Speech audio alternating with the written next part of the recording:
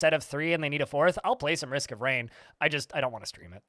That's the main thing. It's just not a game I want to stream anymore. Like if Hobo at some point randomly reaches out to me and goes, "Hey, Blind, I've got 3. I need a 4. Let's go play some Risk of Rain," and it's my day off. And damn right, I'll show up and play some Risk of Rain. Why not? Risk of Rain's fun, but I just don't want to stream it anymore. All right, back to it. We're waiting for lava to drain so that I can hook up all of those mechanisms again. Hey.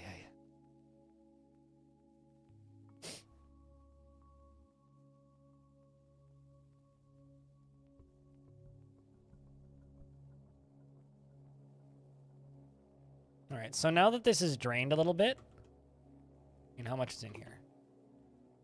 3? Okay, let's see. As I say that in fear, if I can get this draining quicker.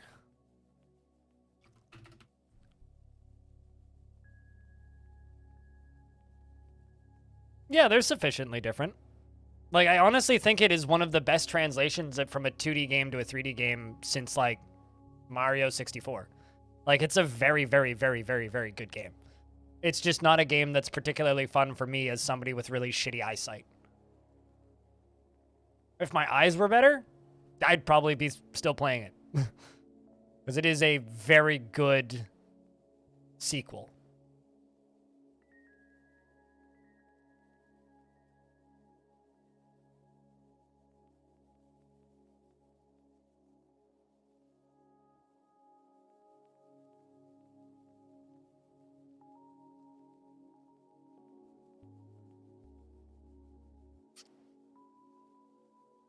Oh shit,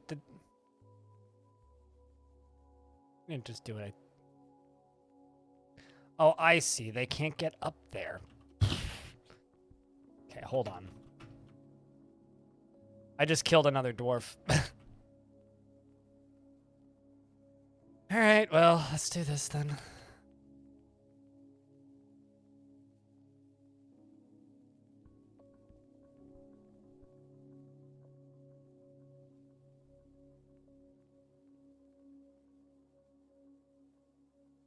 Oh.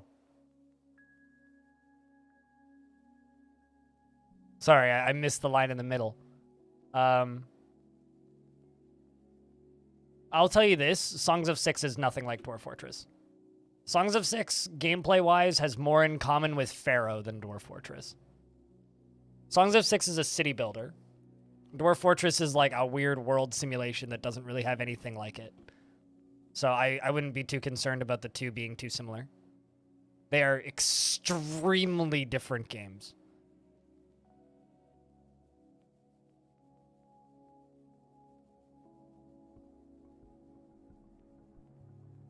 They have a similar vibe, but gameplay-wise, they are completely different.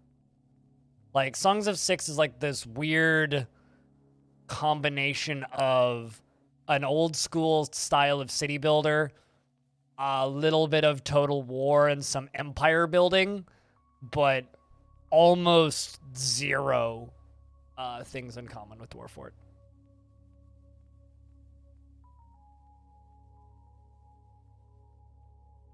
So no, I don't think that there's any concern with them being similar. Not even plus RimWorld, because like the individual dudes don't have enough personality for it to be like RimWorld. It's really like Pharaoh plus, I mean, unless you say like RimWorld style building, then sure. It's like Pharaoh with custom designed buildings and a way higher population. Yeah, which is why I don't like to, because like the thing that makes RimWorld is the fact that it does the Dwarf Fortress thing where you can look at every citizen and have to like tailor make stuff for them. It's like you can favorite citizens and kind of do that, but the game isn't really designed to do that.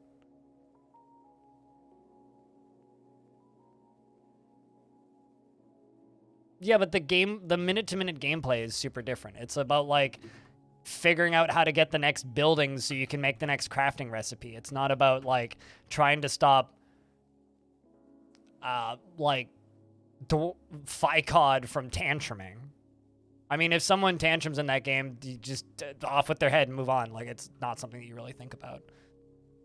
So thus the gameplay is just completely different there. Okay, so if this dwarf survives this, then I can keep doing this.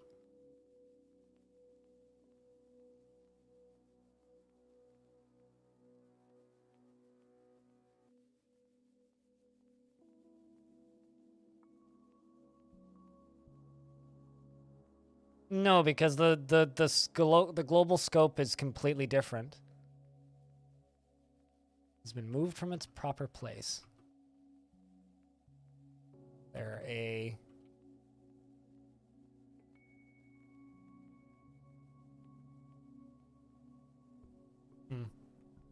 Somebody stole an artifact.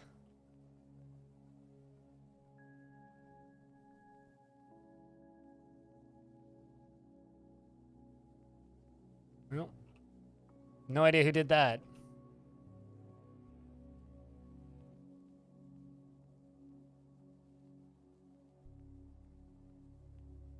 Yay, dwarf made it. Oh, for fuck's sake.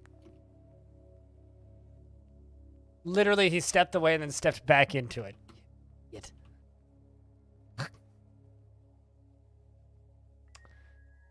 so annoyed by this. It's like kind of hard to describe. Because it's like I have no way of like releasing this lava without that lever.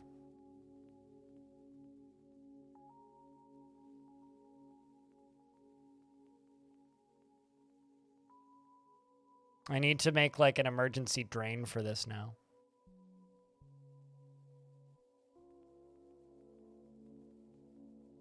At least this is just about finished draining. But yeah, I don't think that there's any issue with the two of them overlapping. But I'll say this, 3Mo, if you want to play Songs of Six, just download the demo and try it. Like, just give it a shot. Because the demo is the full game. That's the thing you need to know about the demo for Songs of Six, is it's literally the full game. The only difference between the demo and the full game is that the demo is something like 8 to 10 months behind in development. So just go try it. I like it. There's really, like, if it was similar to Dwarf Fortress, I wouldn't play it. And the reason I wouldn't play it is because I play Dwarf Fortress already, right? And that's kind of my way of operating with a lot of these games, where it's just like, well, I already played Dwarf Fortress, so there's no reason for me to play a game that's like Dwarf Fortress. I could just play Dwarf Fortress, which is what I do. And I feel the exact same way with Songs of Six. It's like if Songs of Six was just like Dwarf Fortress, I wouldn't play it.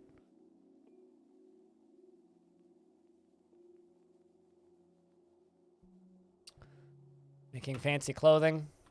Wow, that's a lot of counts of disorderly conduct that I missed.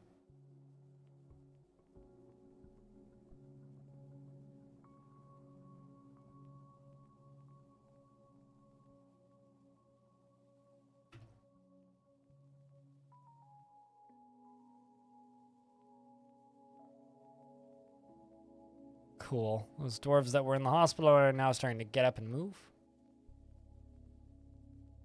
I think that this fort might end up dying because I'm just going to run out of citizens.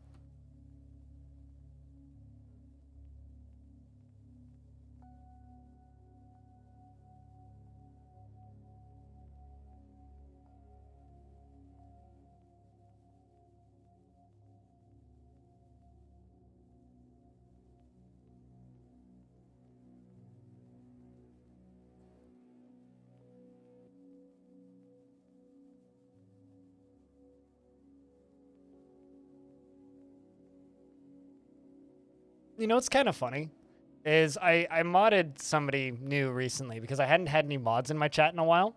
And the past like 3 days since I modded new person, there's been like an average of 4 to 5 moderators in my stream. It's like I add a new mod because I haven't had enough mods recently, and now like every single one of my mods has been lurking for a while. I just think that that's really funny. It's just like, well, guys, we're running out of mods, so I need a new mod. Adds new mods. Suddenly all of the mods come back.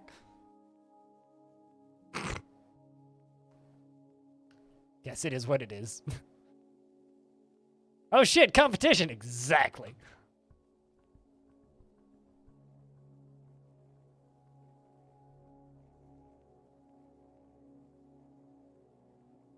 Made their ears burn talking about mods? Must be.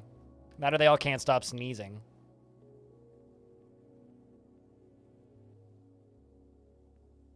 Gotta look good in front of the new guy? Yeah, totally.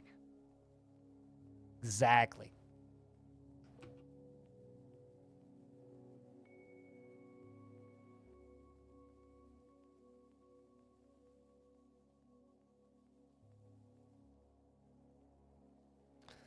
I guess I need to have an emergency release lever for this. So I guess we'll go down to here.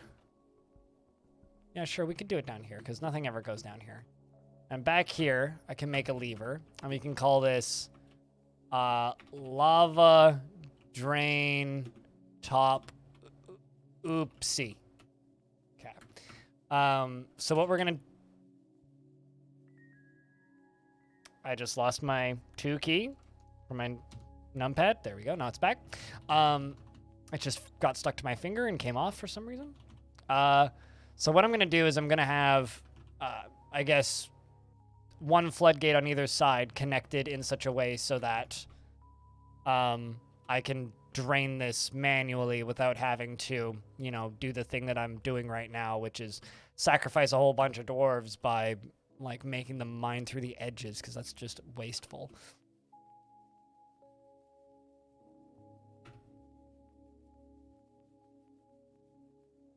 Also, welcome back, Major AFK, by the way. Good to have you around for a 2nd day in a row. Another dwarf's been missing for a week. Welp. Literal implementation of, well, I mean, it's also just like, you know, mechanical keyboard woes. Like, I've had this keyboard since 2016, and when you've had a keyboard for a while, sometimes the keys start to stick, and then, whoop, they pop off. Like, my escape key pops off if I hit it too hard. Keycaps. Keyboard still works just fine, though. I'm very happy with this keyboard. Really like this keyboard. I'll be very sad when it finally kicks the bucket, because, like, it's impossible to buy, like, mechanical keyboards now that aren't just, like... flickering rainbows all the goddamn time. Like, I just want a plain keyboard with no backlight. Like, this is my keyboard. It's just no backlight, no bells or whistles. The only lights on it are these ones that state, you know, whether or not numlock is on or off. That's it. It's quite funny, actually, when I bought this keyboard. It was $60, right? For this keyboard. $60. You know, it's got brown, Cherry MX brown switches. It's pretty quiet. It's a nice keyboard. Made by Cooler Master. Called a Cooler Master Master Keys. The RGB version with all the RGB backlighting and like all the programmable colors and all that shit. $170. So it's an extra $100, $110 for multicolored LEDs. That is the only difference. They don't sell this version anymore without LEDs.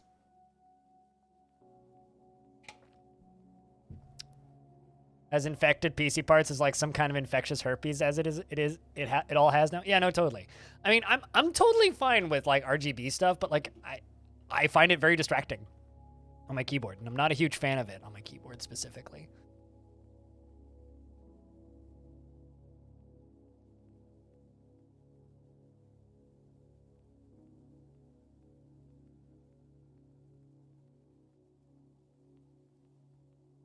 So the lava is drained enough now. You're a slave to Logitech?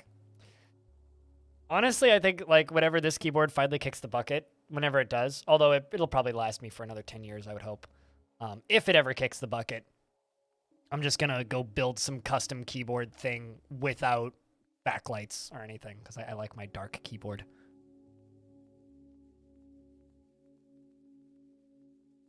Also, I wonder if I walked past you at TwitchCon 17, Major AFK. I was at that convention.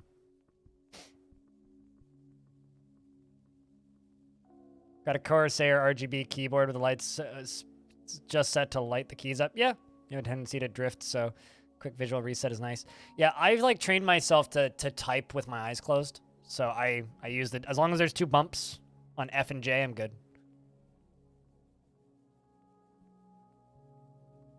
You were super fat rolling around with a cane at the time? Really? I mean, I was probably just like manically running around drinking. And, you know,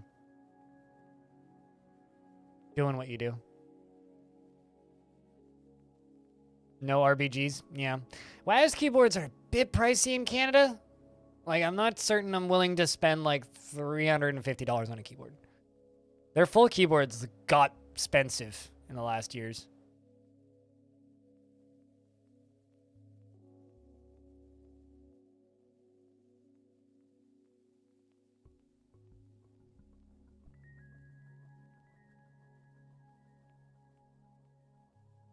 Ducky? Ducky keyboards are like impossible to get in Canada. Unless you buy them from resellers online. But yeah, Ducky makes good keyboards. Oh, that's not what I want. I want Floodgate.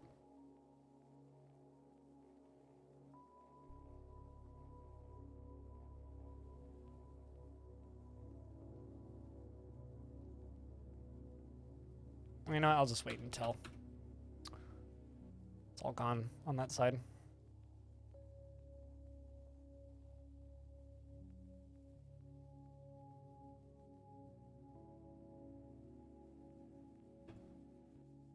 Probably, hold on. Logitech. Actually, can you do me a favor? Take one of your keycaps off and tell me what color it is. I could probably tell you what type of key it is if you just lift it and take a look at it. Because they're probably Cherry MX switches. Because Logitech doesn't make their own switches, I don't think. I know Razer does. They make greens. But that's actually just a Cherry MX design with Razer branding on it.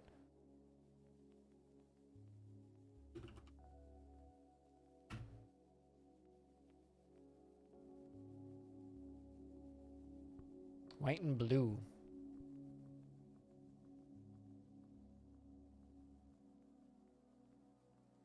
Advanced Logitech mechanical key switches.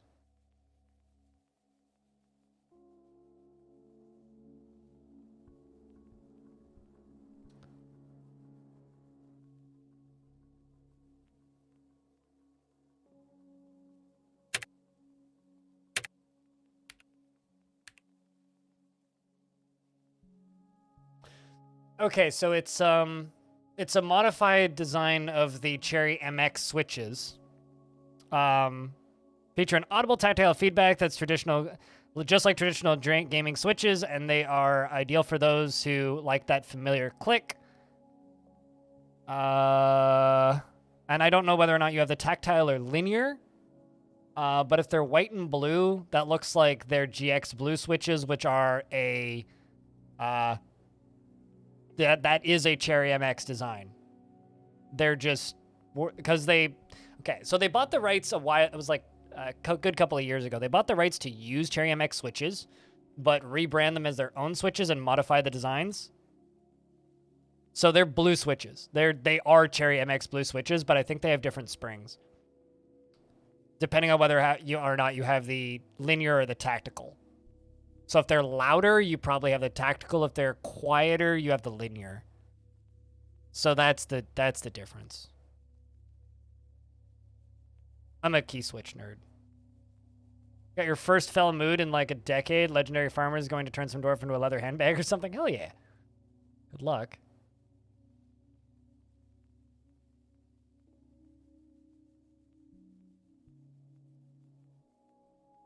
Yeah, they made fell moods so rare by just making, like, dwarven happiness easy to manage.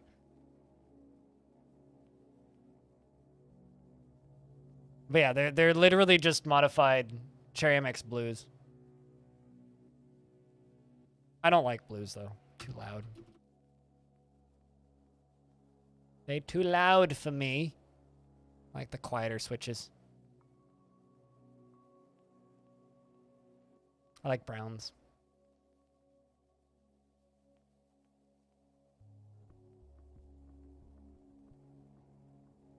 Because Cherry MX makes the vast majority of switches, even proprietary switches for other brands, right? So they're still Cherry switches. They're just modified Cherry switches. I like brown and clear, yeah.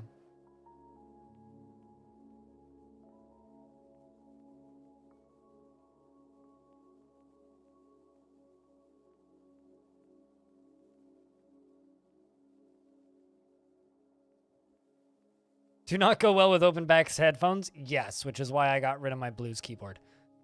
The keyboard I had before this one was a Razer Black Widow Stealth, which is the one without any LEDs.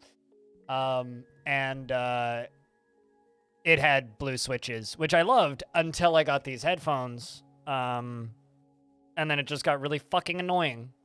And so I got rid of them. Rid of it, rather. Although the reason I got rid of it was because it was starting to, I'm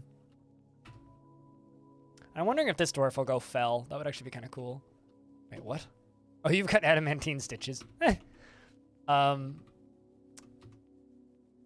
Yeah, once I kind of divorced myself from that keyboard because the cable was starting to not work.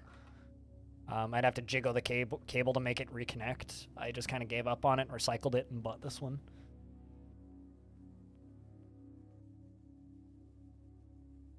Maybe hecka quiet, but with stiff response. If you bought, I'm not saying you need to do this, by the way. I'm just saying if you need to try other switches, there is a Cherry MX switch tester that you can buy. And I want to say it's like $5 to buy one directly from Cherry, but you can also get them on Amazon for a little bit extra. It's like $8. $8 to $15, depending on where you buy them. But it's just one of every single switches and all of their switch variants. Which is what I did. I bought one when I was buying this keyboard. I got one of those. I've since given it away because I didn't need it anymore. But it's literally just like a good opportunity to try every single switch.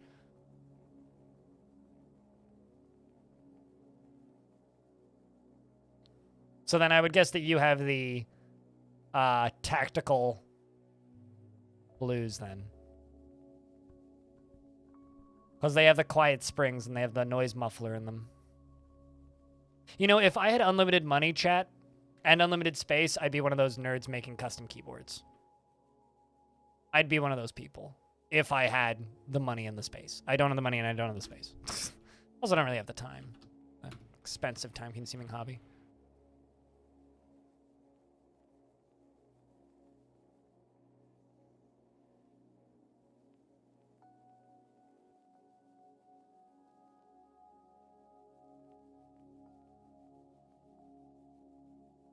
Keyboards are cool, is all I'm trying to say. All this stuff's draining. That's good.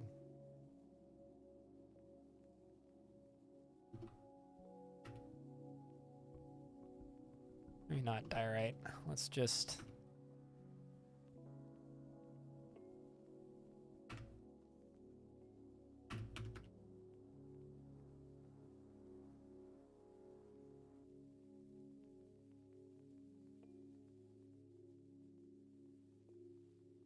The problem with O-rings is they do change the feeling of the keyboard. Like, I tried to do O-rings with my blue switches, and it made the keyboard feel all mushy.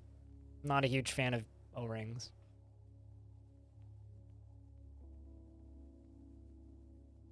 Well, I mean, I think that there's 3 things that you should spend money on if you are at a computer all day, every day. And that is a desk, a chair, and a keyboard, because those are the things that are going to stop you from having pain later in life. I guess also a mouse too. But like a decent mouse isn't that expensive. Those are the things we should all spend money on if you're at a computer for extended periods of time daily.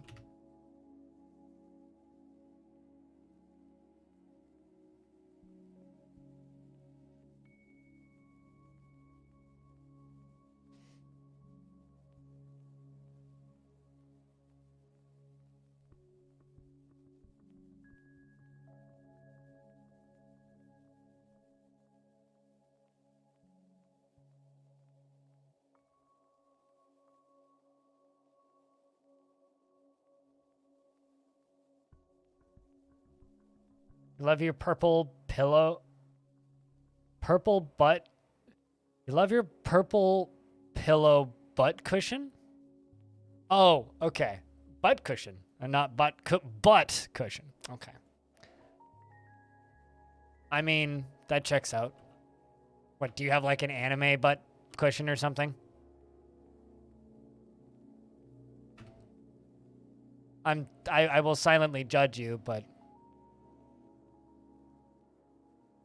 where even is that? I will silently judge you, but respect it.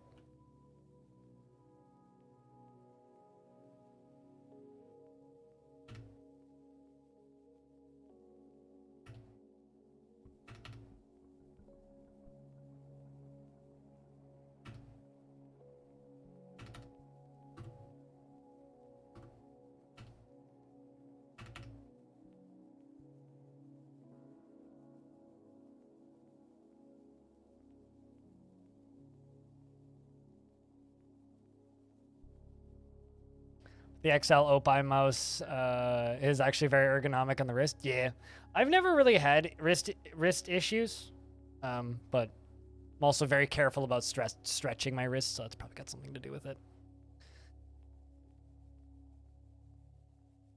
I also don't play games that are entirely mouse driven all the time, so I fortunately don't spend too much time on the mouse. Because the mouse is the bigger culprit of that kinda wrist pain.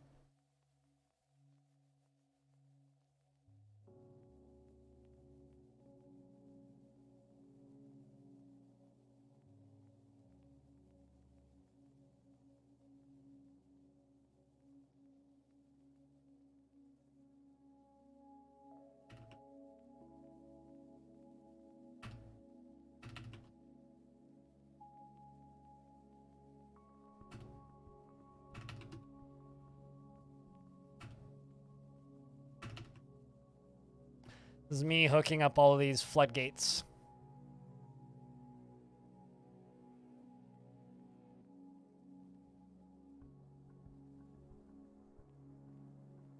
Still making silk trousers. And this cook is linking buildings to triggers. You're sitting on a wooden dining chair, going to be moving within 6 months, might grab an actual proper chair then. Ooh, that's pretty brutal. It's a long period of time, I would say. I don't know how far you're moving, but that's a long time. When I was homeless, I slept on a lot of air mattresses and a lot of benches and a lot of floors and public parks and in Tim Hortons and wherever else I could get a bit of shut-eye, and my back still hasn't recovered.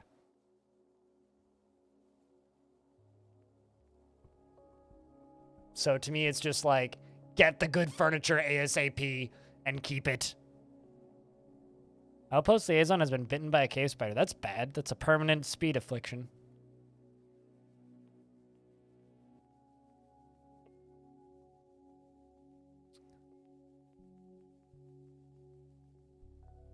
You had the back fall off this chair a year ago. Posture is a lot better. Yeah, I have a chair that can force me to sit up straight, and this is also a standing desk. Whenever I'm doing work at this computer, when I'm not streaming, I'm standing. Sometimes I stand up while streaming, but I haven't been doing that as much lately. Mostly because my knees haven't been hurting, so streaming 3 days a week seems to have made that a much more reasonable thing to not use it as much.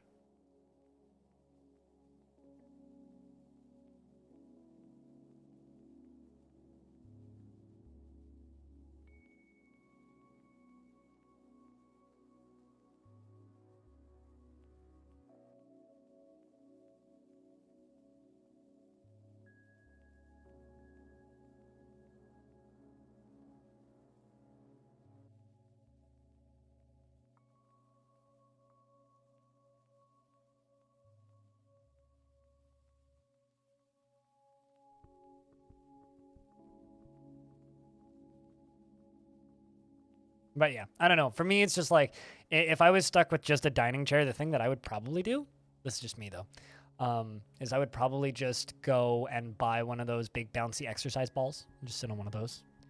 At the very least, it's better for your back. But I don't know. You do you. You live your life.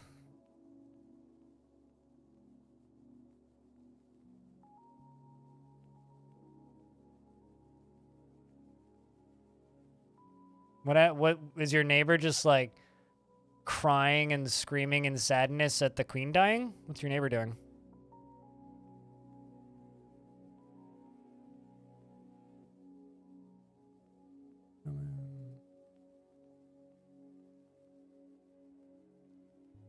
Yeah, and core strength is very underrated, and in back strength, posture, and how your back is feeling.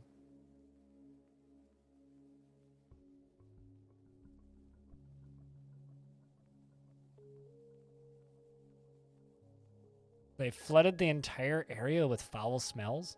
Or are they just smoking weed or something? That sucks, I'm sorry. Eat many beans, fight back.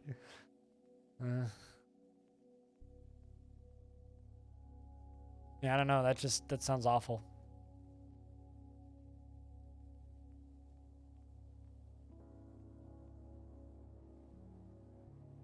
Hopefully it passes quickly. You're able to get some more sleep.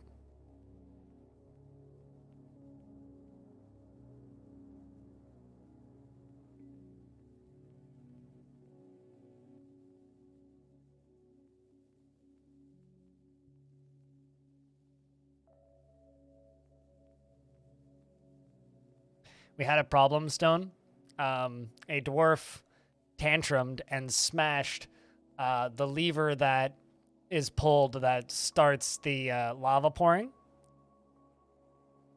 So because of that,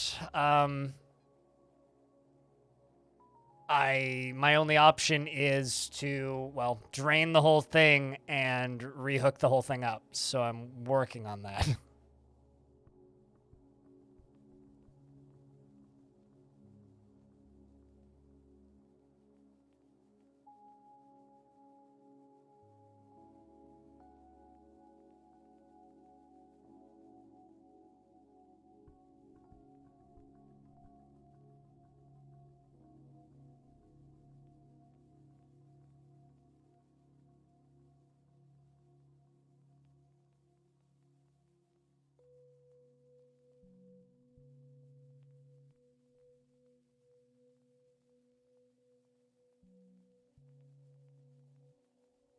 You missed that part? You were wondering what happened? Yeah, I had a dwarf tantrum and punch the one thing in the fort I really didn't want them to punch, but I guess not much I can do, yeah?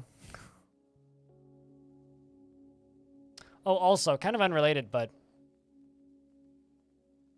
I can't stream it yet because I've signed a, well, I've agreed to an embargo, but I've got this. We'll be playing some of this next week. Something I'm very looking forward to, actually. Neat little town builder on the back of a big monster thingy. So, we'll be playing some of this next week. Just kind of a tease.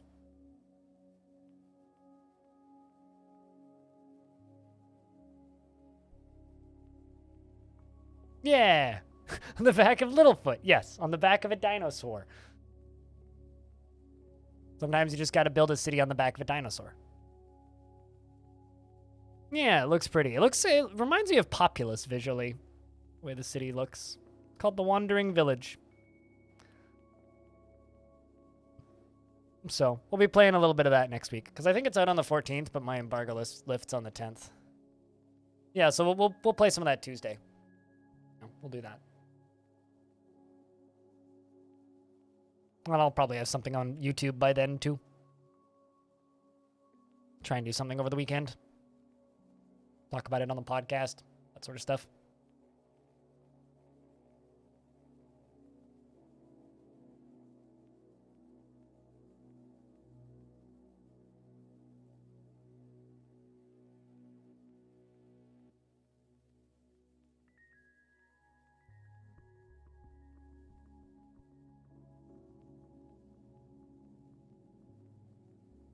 Also, looks like all the lava's gone, so I can get this connecting up to any floodgates that I don't currently have access to.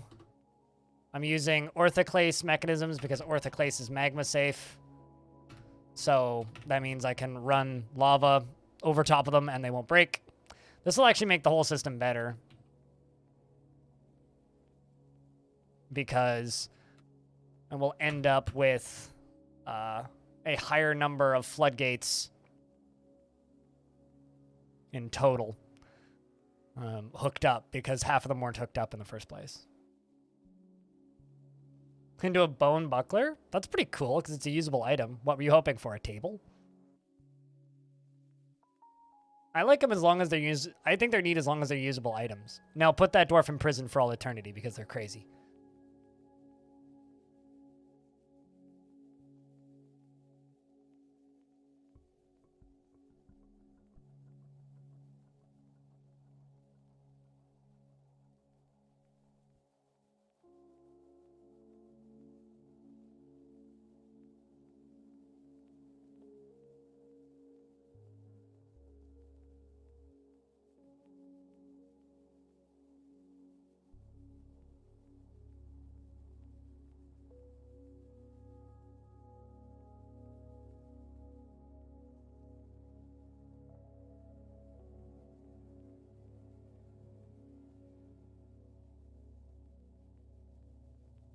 Not sure, something really thematic and cool. You could stick it in a temple to this evil god. An altar would have been cool. True. Yeah. I mean, you could put it... I mean, you could name the temple the something buckler and place it on a pedestal in the temple. And then anybody who tries to steal it gets stabbed to death. Which is kind of fun. I don't know. I don't know if that quite fits the vibe that you're looking for, but... I've certainly done stuff like that. But if you have an evil god, then that's fitting.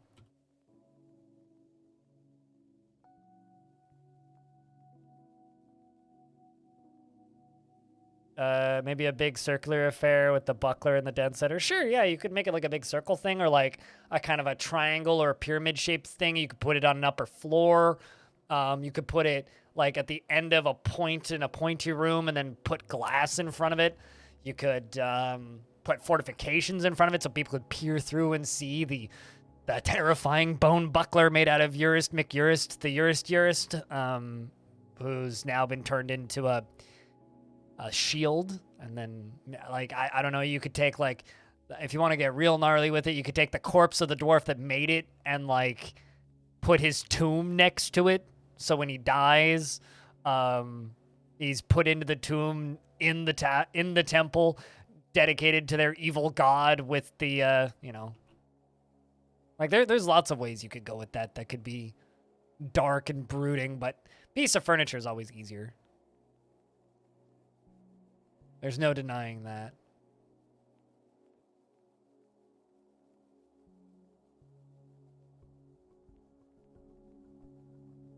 There's no denying that.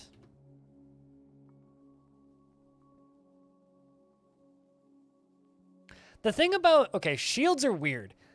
Shields really don't matter what material they're made out of.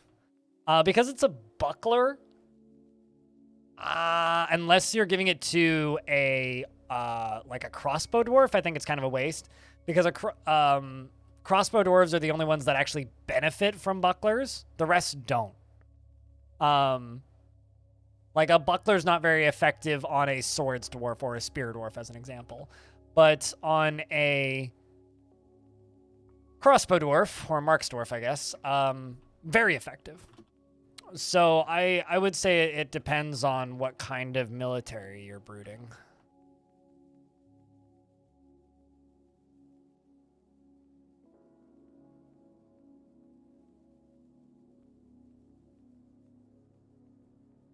Also, investments are open, chat room, if you'd like to invest your tickets. So I think that's the kind of the question there. If you are building a military that is built around like ranged units, then sure, give it to somebody. But otherwise, you're better off just using normal shields. Maybe if you have like a priest to that god and a formed religion to the god, you could put the priest in their own squad by themselves and equip them the thing, and then you could have just like a dude with it, which could be kind of neat. But I don't know, aside from that, like I don't know what else you'd do with that. Foreign-made bows and arrows for fun. The sword skill for bow and melee, so maybe a buckler would work for him. Maybe. You could do that, theoretically. I don't know. I lean the temple route more than anything. Also, chat, I just got an email from YouTube. I get one of these every month that say how my channel did this month. And it says, I got 280 new subscribers this month. 101.1 thousand views. And 687.9 minutes watched. That's, those are numbers. Those are numbers. Didn't do as well as the month before. The month before, I like doubled all those stats, but month before, which is July, we did like 145,000 views, but that's also because I had Zach and Tarn on the stream, so big bumps on the months that Zach and Tarn are on, but I'm happy that we're above 100,000. That's what I'm aiming for YouTube right now, is I'm trying to just get above 100,000 every month.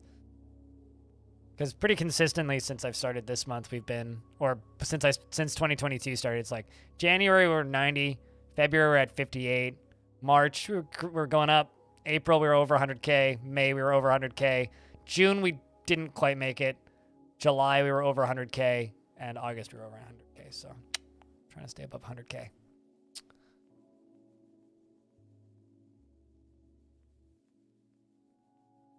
Although July was my best month ever on YouTube, just for like almost every stat, with the exception of new subscribers. It's not the most new subscribers I ever got. Although July we got 17,000 hours watched, which is a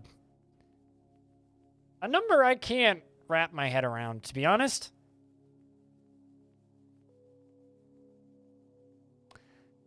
Yeah, it gives me anxiety thinking about it. Gives me anxiety thinking about it. I mean, what I'm actually like, I mean, I know I'll get the game early. I'm just planning on putting out like a little mini how-to series for like completely new players. Probably just a 4-part basics thing, because I don't like doing detailed tutorials, but I will do the basics tutorials. I'll leave the detailed stuff to Tekid. He can do all that. I'll do the basics tutorials. But I have this weird feeling that my most viewed video of all time is going to be called Let's Play Dwarf Fortress Premium Episode 1.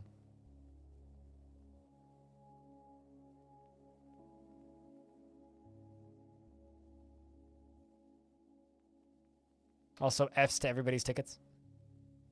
It's like a friend of mine has a video with like, it's like 5 million views on an old YouTube channel that he never like monetized or anything. And the video is literally called Let's Play Counter-Strike.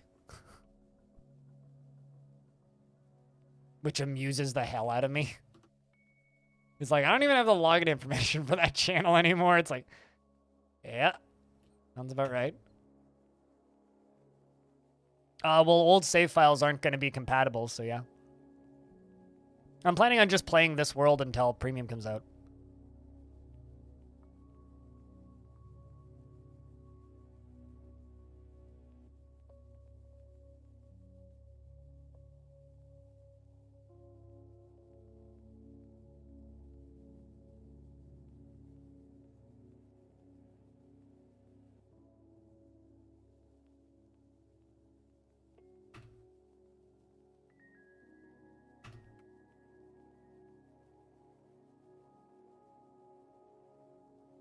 We're sealing this off a little bit.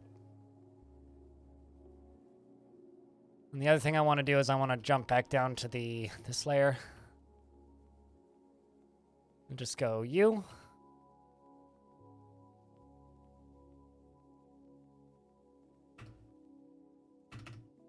We're going to hook those two up. So if in case of emergency, I can drain it now. So if somebody breaks this lever, I have a secondary lever. So I hopefully won't ever need to do that again.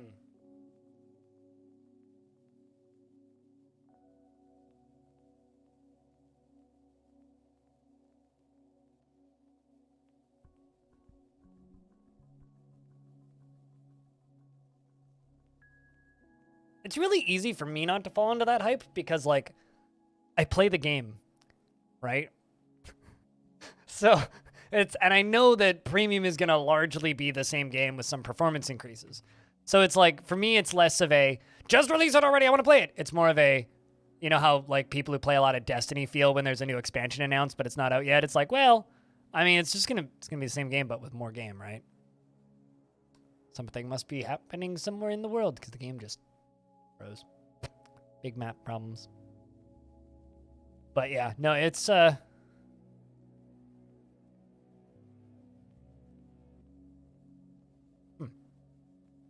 game. There you go. But yeah, no, it's not something that really has me going crazy for it. I mean, of course, I'd like it to be done. That'd be nice, but I'll be fine.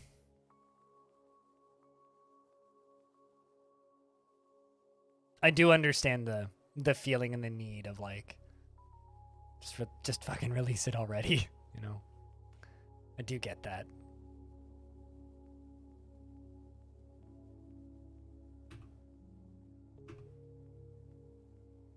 So Tele is linking stuff.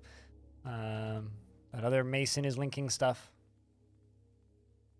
The only thing that I feel, and actually, you know, I'm all for like just them taking as long as they need and delaying it as much as they need to. And the reason I'm all for that is because I want it to come out and sell well. And I want it to come out and get overwhelmingly, like I want Dwarf Fortress to have overwhelmingly positive reviews. I want it to have a 99% positive review score. I want all of that. So if they feel that it needs more time, it needs more time. And I'm not going to spoil stuff because they don't want me to, and they asked me politely not to spoil this shit. But what I will say is there's things they haven't announced yet that are really fucking cool. It's polish-related stuff, not game-altering stuff, but it's cool.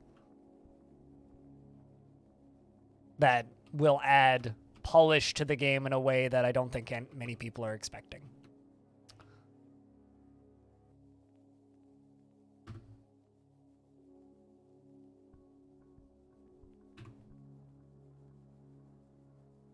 And I think people need to realize that. As long as the tavern cats are safe, you're cool with whatever they pick. Yeah, pretty much.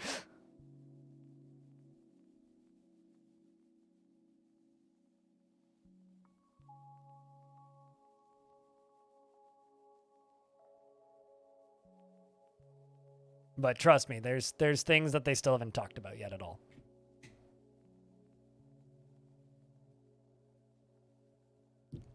Now the game's saving instead of just seizing, which is nice.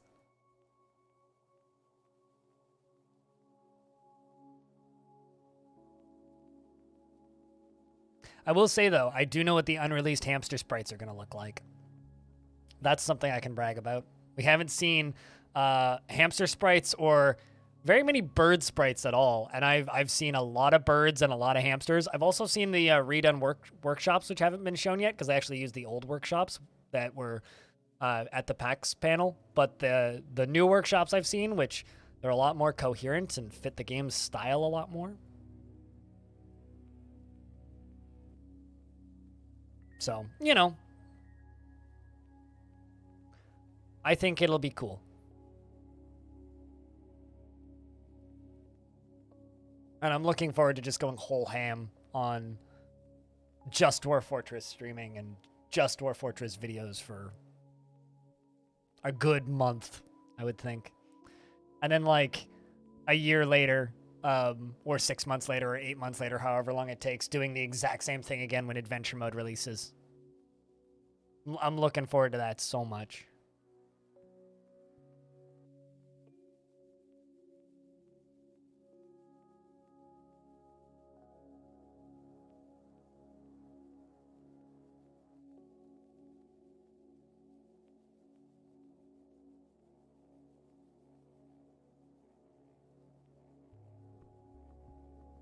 All right, let's unpause the game again. A turkey hen has been found dead. Turkey hen has been found dead. Rip turkey hen.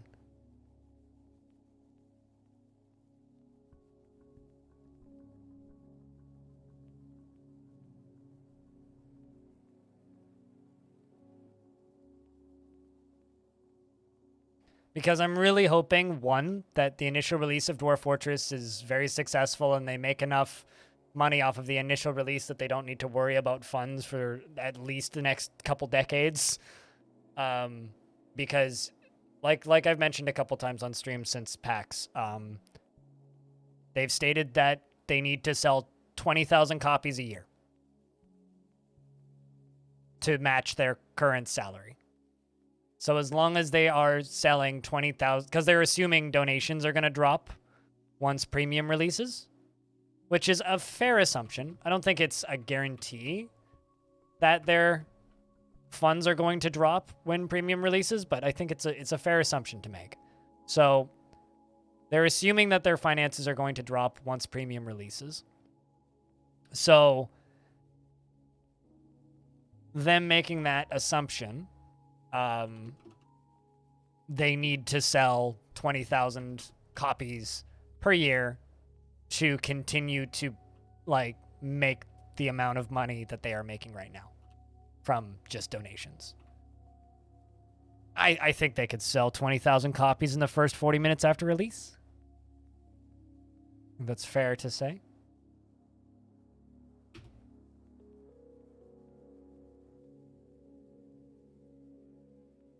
That's the plan, is to drop the soundtrack with it.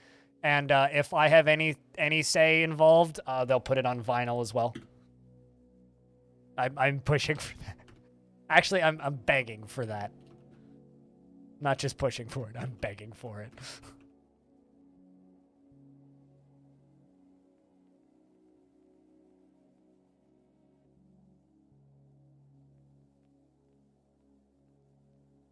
Oh, I see who's linking building to trigger. There you are. Still Taylor. Cheese for everyone! Well, it's funny, actually. We were talking about conversion rates, right? And, like, Tarn says and KitFox has done the same thing. They've done a lot of research, like, talking to other developers and stuff and asking about conversion rates, especially for games like this. And from, like, between what KitFox said and what Zach said, oh, God. Well, we're under attack, meaning I still haven't finished setting this up. So, time to lock the doors and just hide inside for a little bit. I'm assuming it's the same faction that's attacking us. Yes, it's the Occult Seduction. So it's a Goblin Civ that's attacking us. Time to lock everybody inside. What's the queen want? Let's pull this lever. And this lever. Give it a minute.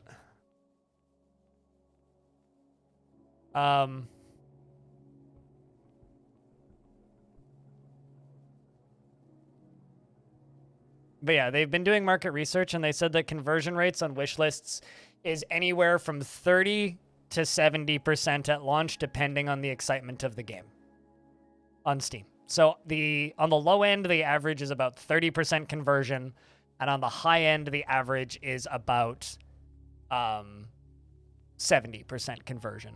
And the conversion is people who've wishlisted the game, right? So Dwarf Fortress, the one point that KitFox Captain, as they go by, Tanya Short, the one time they stated the number of wish lists for Dwarf Fortress was in a French interview, and they said that there was 780,000 wish lists. That interview was from a good couple of months ago. Close, probably, actually, time has no meaning. Probably over a year ago at this point. It's been a while since that interview, right? Now, because it's been a while since that interview, there's probably a lot more people with it on their wish lists by now, right? So if they have a 30% conversion rate, and let's just say they're on 1 million people's wish lists, right? Let's just like round up, right? 30% conversion rate in the first week, that's on the low end. So realistically, I would be surprised if Dwarf Fortress sold less than 150 to 200,000 copies in the first week. I would be surprised. but just me looking at how many people follow a game and how well games with a lot of followers go, because games with a lot of followers tend to sell better, right?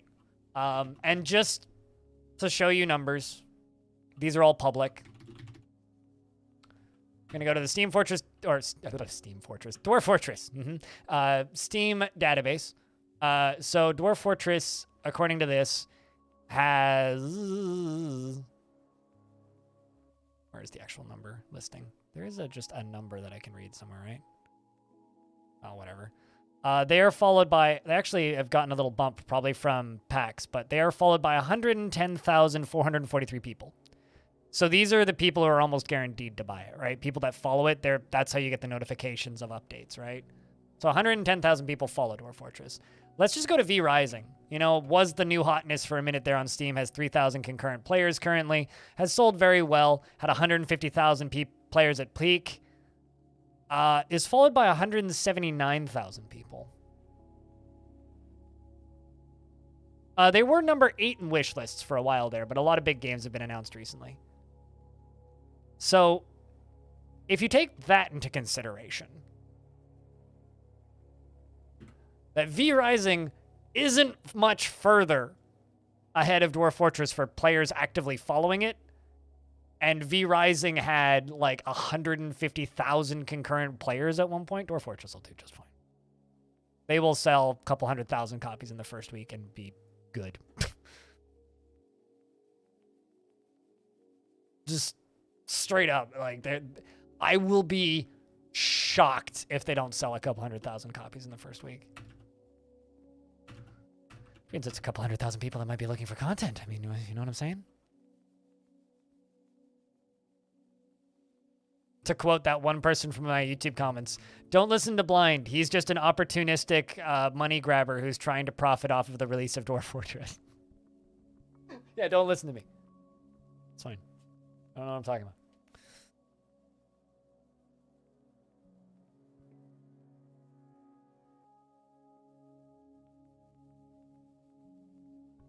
The conversation should be higher for Dwarf Fortress, though, as many people consider it part of their identity. Wait, are you saying like after release or currently? 120, that's a pretty small siege.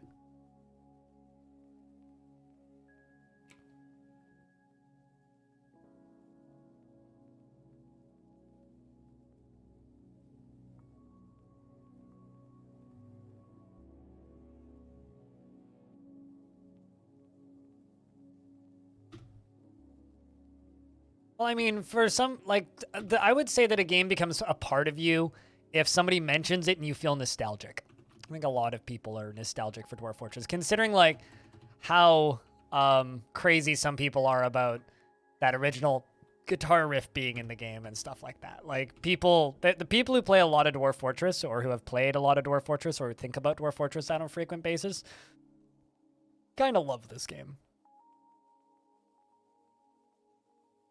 Also, this page on Steam's hard to find, but Steam top 10 wish listed. Okay, top 100 wish lists, sure. Top wish list, Steam. I was just Googling because it's hard to find. Let's see, what's ahead of Dwarf Fortress right now? The Day Before, which is a scam and will never come out. Changed my mind. Hogwarts Legacy. Okay, sure, that makes sense. Silk Song. Absolutely, that makes sense that that's like one of the most wishlisted games on Steam. Starfield. Sure, of course. Party Animals. I mean, it's Party Animals. Stalker 2. Sure, yeah, also makes sense why it's so high up there. Frostpunk 2. Okay, also makes sense why it's so high up there. Warhammer 40,000 Darktide. Yeah, I get it. Vampire the Masquerade Bloodlines 2. Well, that's a sad story. Sons of the Forest. I mean, yeah, of course, that's high up there. Arc 2. Yeah, sure, that makes sense.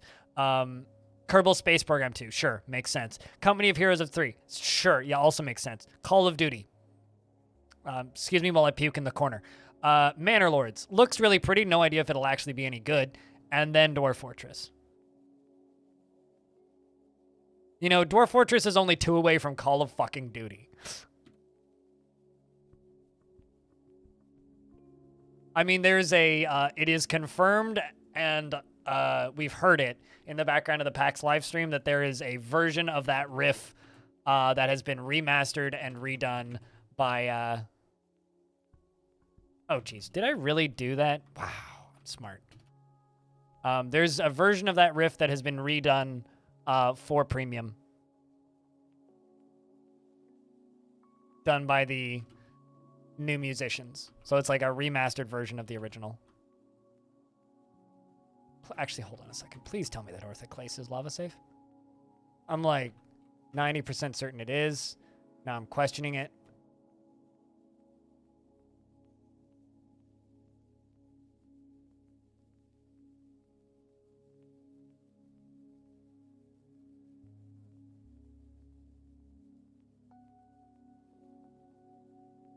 Yes, it is. Okay. I was going to say.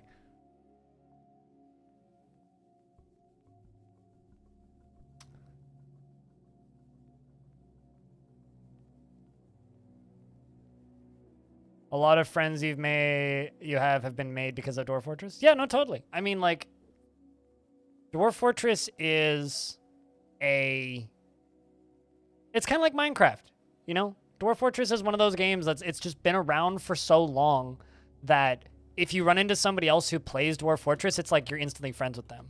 So I think some people like take the term of like, oh, that game is part of their identity is maybe a bit of a weird thing to say because people associate that negatively, but I completely understand what you mean, that it's part of some, like a certain type of person's identity in that you feel very strongly about it.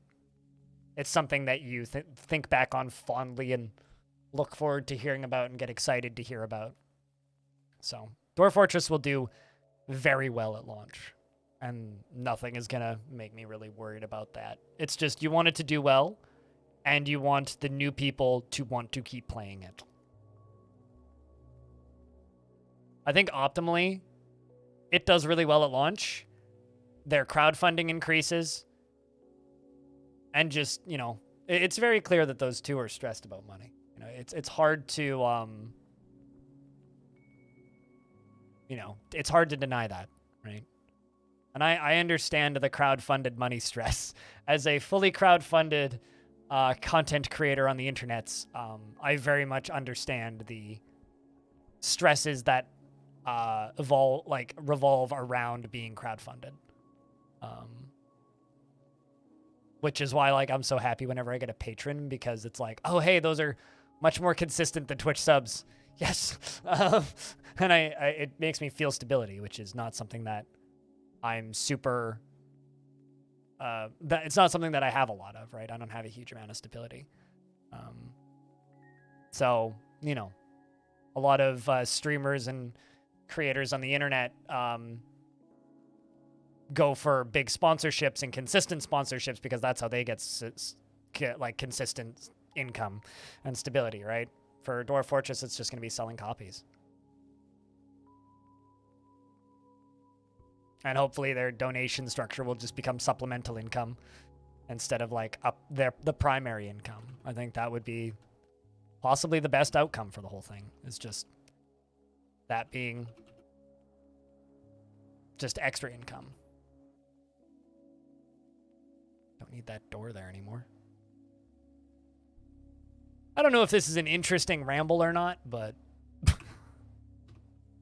just kind of rambling. So if you guys want to talk about something else, just let me know. Of course, I could just keep talking about this.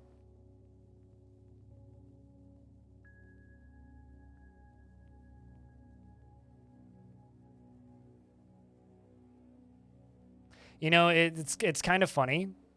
One of the reasons I'm so happy I'm in Canada, Major AFK, is because if I made more than $12,000 a year in the US off of Twitch, I wouldn't get free healthcare and then be bankrupt.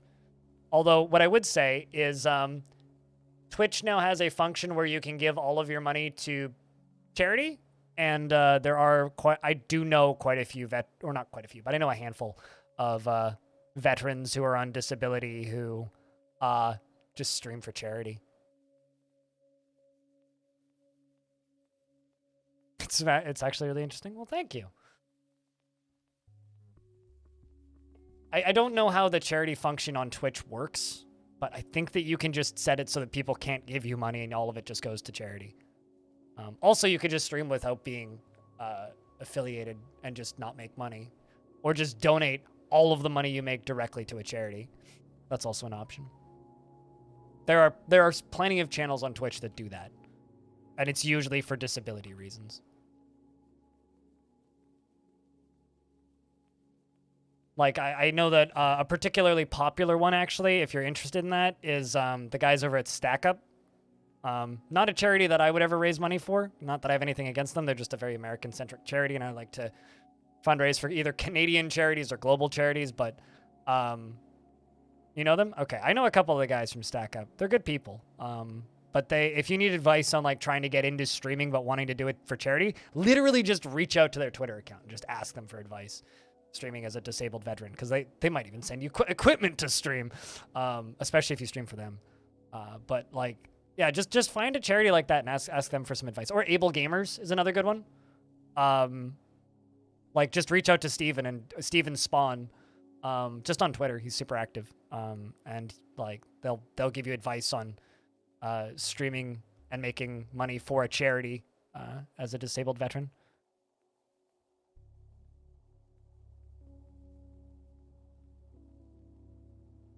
You went to dinner at a few cons ago. You need to hit them up. Depending on which con it was, I might have been in the area. Because like I have a few friends that raise a lot of money for StackUp consistently. So every now and again I get invited to their events. PAX East, I was around them a lot. Various Twitch cons as well. DreamHack, gotcha. I've never been to a DreamHack, but Twitch cons, yes.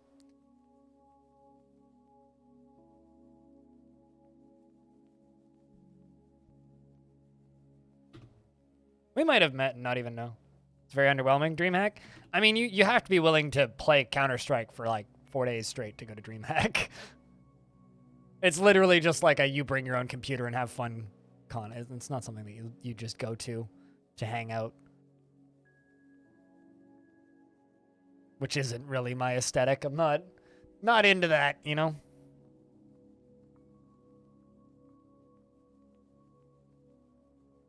But yeah, well, that's concerning. Never seen a ghost topple a coffin before. Huh. That's new.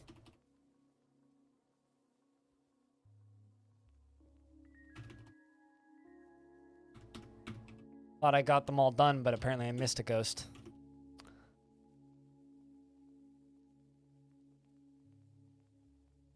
It's toppling coffins and dumping more bodies out to... Excuse me. Make more ghosts. He wants friends.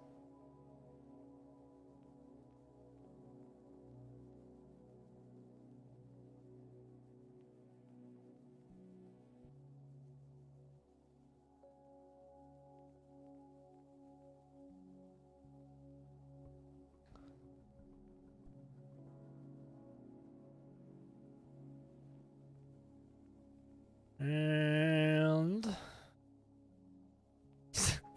and we just need Luigi with a vacuum cleaner to deal with all this shit for us.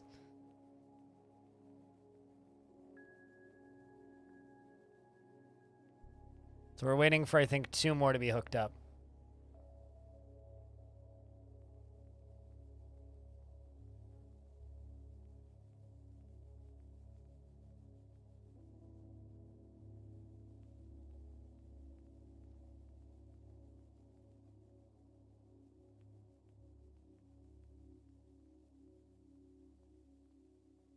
You gotta hook up 2 more.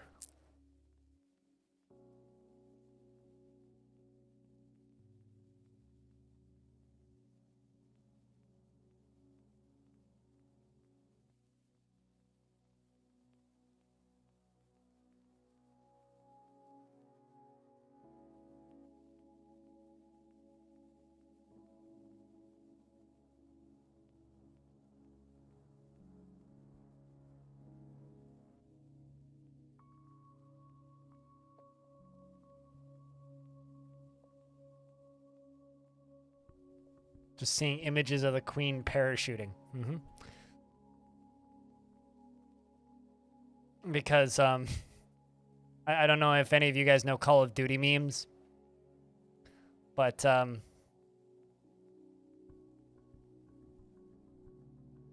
If you die in Warzone, you go to the gulag, and then if you kill either the duo or another duo or another player, you clutch the gulag, and then you get to parachute back in. Breaking news: Queen clutched the gulag. Anyway.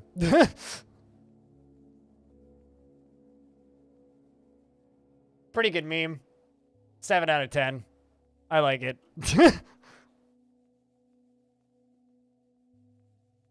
I don't think that the world is ready for a reincarnated queen.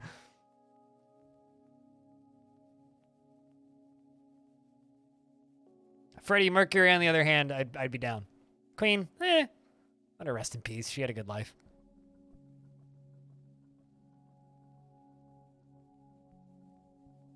Elves are running around the edge just like shooting bolts at things. Where are you going? You're linking the building to the trigger. Where are you getting... Are you going to bed? Is that what you're... Oh, I see. You left it in your bedroom. Ah, okay. So you left the mechanism by your bed when you went to take a nap. I get it, Dwarf. Well done. Like, where are you going? That's not where the stockpile of mechanisms is. Dwarves. Okay, one more.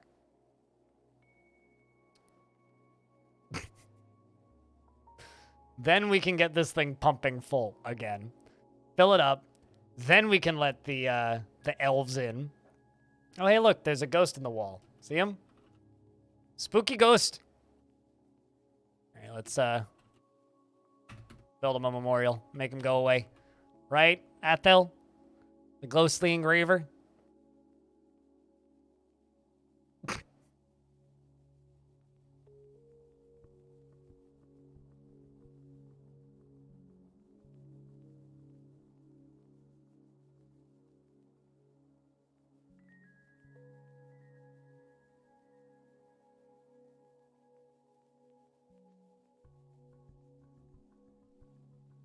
All right, so that's that. Unless it's done. Oh, nope, there's one left. Supposedly. Means Tele is going to do the last one. Apologies for all of these delays. Like, this is a very slow process hooking all this shit up because dwarves can only do it one at a time.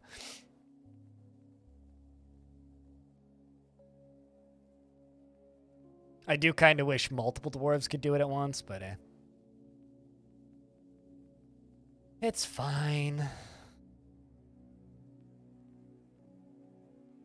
Why do they keep suspending it? You know what? Fuck it. Let's just test it. Give her a pull.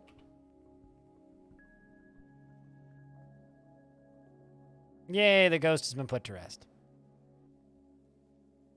Oh, I see why it's canceling. Because it's that one over there. Well, I can hook that one up afterwards, so that's fine. Actually, no, I can't. Well, no, I see. Hold up, actually. Could put a piece of conglomerate right there.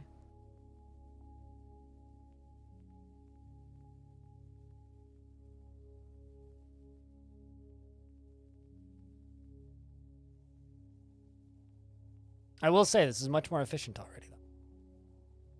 Much more efficient.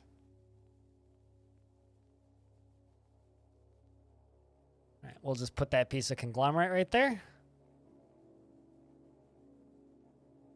Give it a second. And now we can hook it up.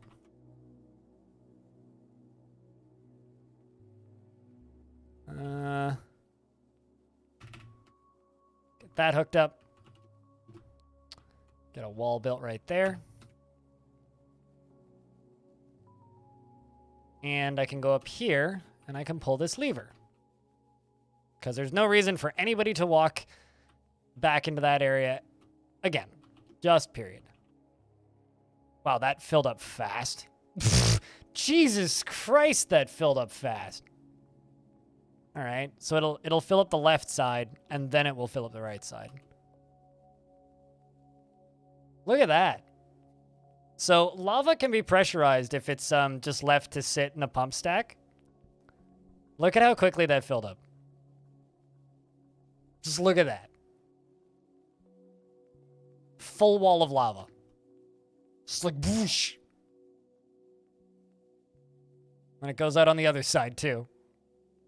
Hot damn.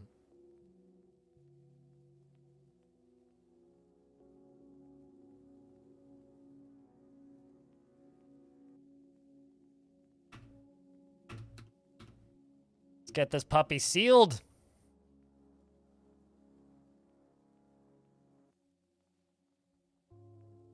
And now I also have a emergency method of unplugging the whole thing as soon as needed. Meaning, if there's a, you know,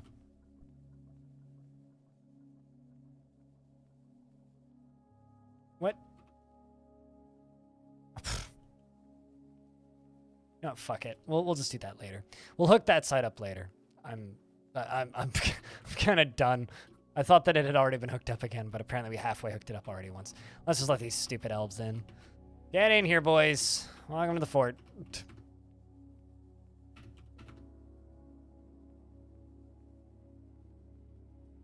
Started up Songs of Six and you're enjoying it? If you're enjoying the demo, I would just go buy the full game. Because, like, the demo is a really good representation of the full game. Although there's one guy in my comments section on YouTube who apparently has been playing Songs of Six, the demos, for a couple 100 hours. Hasn't bought the game yet. He's just like, well, I mean, I'm 6 months behind on patches, but I don't play the game very frequently. It's like, huh. It's an interesting way to do it. All right, so question is, where's most of the elves? Some of them are just right there already. There's some up there. Where's the rest of them?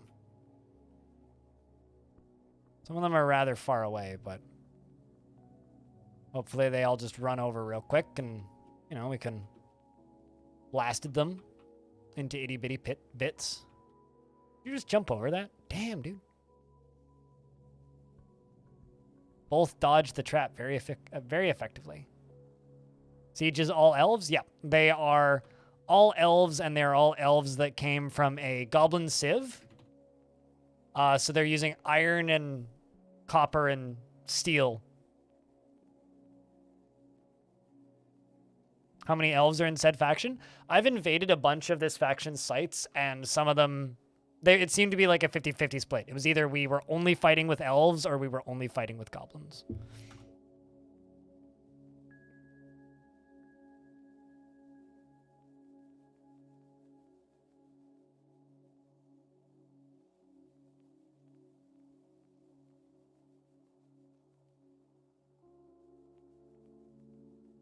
We'll just wait for that squad to get in here, and then we'll just torch them. Phone's going off.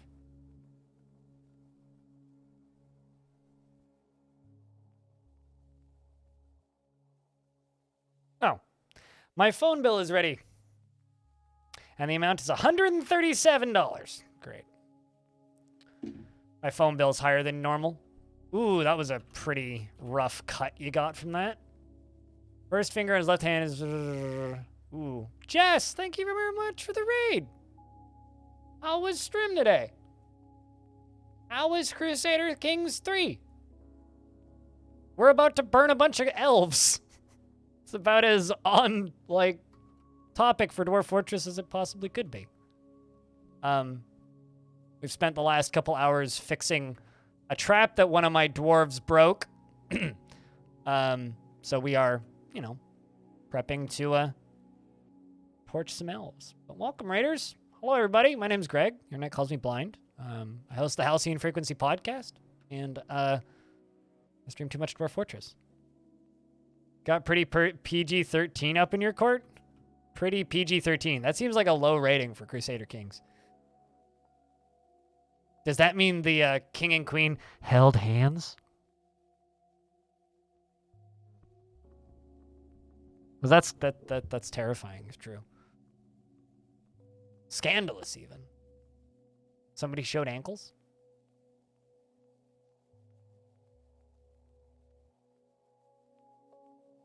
Is this the WoW expansion mod? No? Also, what year did WoW launch? I think Dwarf Fortress might predate WoW in some ways. Also, I don't know if there is a World of Warcraft mod for Dwarf Fort. I don't think so. I know there's a Pokemon mod. It was X-rated, but you had PG editing. Ah, okay. Gotcha. I mean, see, that seems more proper CK3.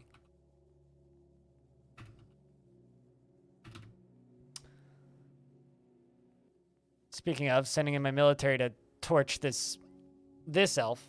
Actually, let's just send these guys directly at him. Go stick him like a skewer. Let's get him. Oh, he's gonna go top of my stuff, isn't he? There they come. Got him. All right, here come the rest of them. Very spread out. We're gonna wait for these guys to make it into the fortress. So I gather you had a fun stream then? That sounds good. Looks like there's a Reacher and a Jabberer having a kerfuffle down in the basement. We're gonna have to hack a lot of these up by hand, unfortunately. Because the anti-baddie automatic torching device is currently out of commission still. Well, it's not out of commission still, but it's not ready to fire yet. I mean, it is ready to fire, but I don't have enough things in the way for it to really be worth it. So we'll just keep killing these guys manually, just like that. And that. And, okay. Here comes a few more. We'll down this whole crew if we need to.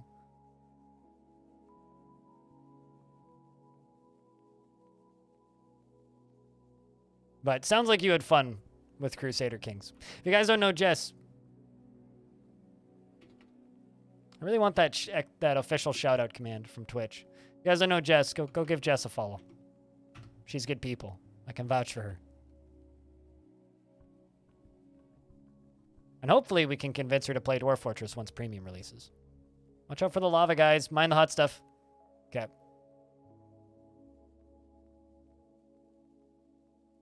Been getting encoding errors ever since this new OBS version came out. Not a fan. Okay, the dwarves retreat. Perfect timing. Need that last line of dudes to be inside before I pull the lever.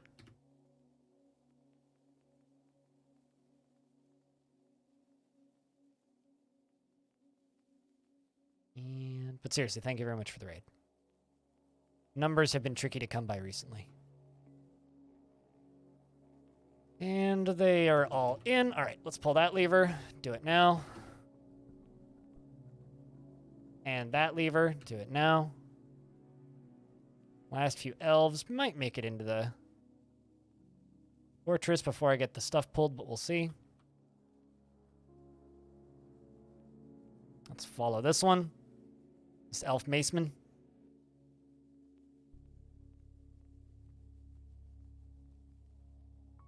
Yeah, okay, so some more of them are going to make it in. That's not great, but it's fine. We can kill them. Because our little mason is going to pull that there. Punk. And splat. Okay, perfect. So these guys can just, like, raffle stomp these elves. Get them, dwarves. And they just, like, crush them. And now up here, we can pull the new and improved Full Moon of Fire lever.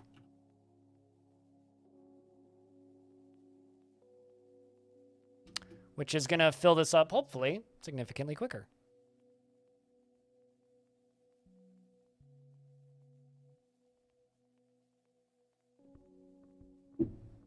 Whoopsies. Anybody want to pull the lever? There it goes. And whoosh. Perfect. Look at that. Look at that. I like how you can see all the snow melting before the lava touches it.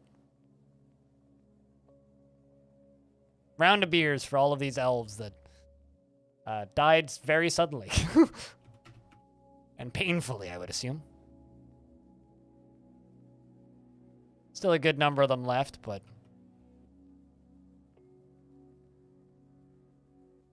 Be cool to make a magma fall behind glass. I did something like that once.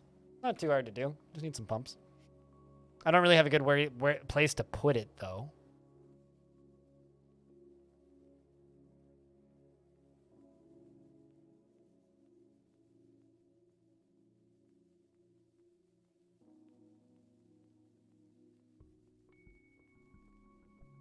But yeah, once those guys are burned, that'll probably be enough to break the siege, and if it's not, then we'll just send in some more.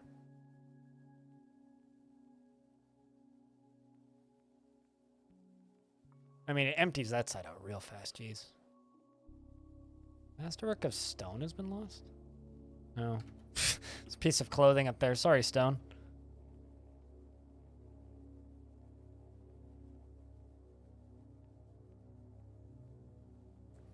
Also, hope you're doing well, Casey. Yeah. But yeah, looking at the clock, I think we'll probably do another, I don't know, maybe another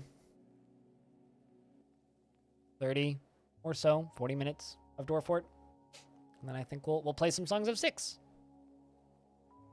Unless I go a little nuts and decide to play, like, Jupiter Hell or something. Which I'm also, like, kind of debating on. It's kind of between Songs of Six and Jupus for me right now.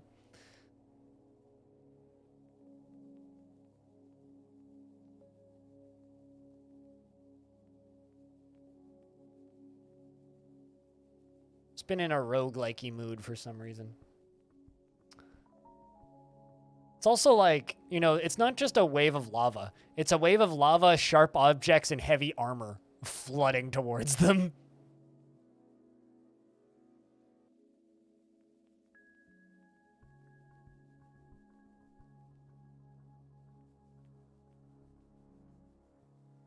It's not a good time for those elves. Let me tell you.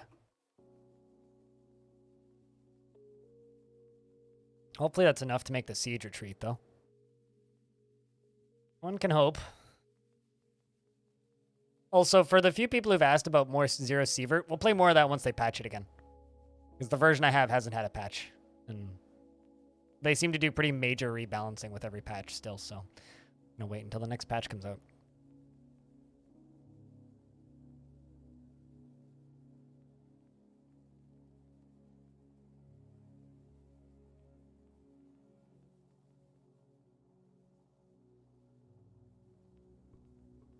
There we go. The siege is over. The elves are leaving.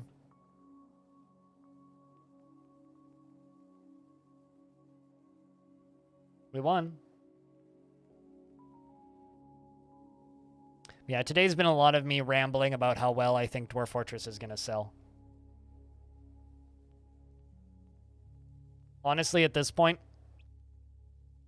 it would be really, really weird if Dwarf Fortress didn't sell a couple 100,000 copies in the first month. 100,000 copies in the first week. It would be really strange if it didn't.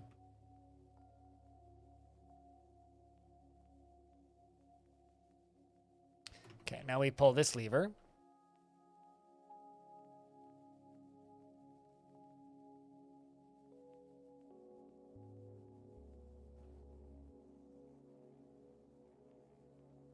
You're hoping you've been contemplating?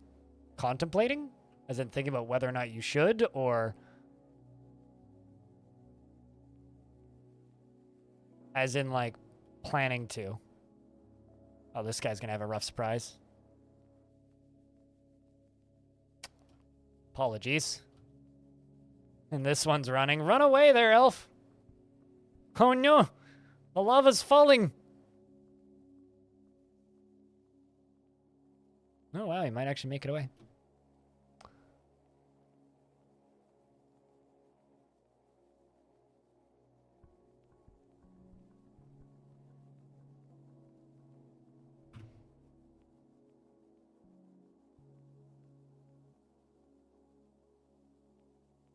Oh, you're planning to. I getcha. People call Terraria a passion project.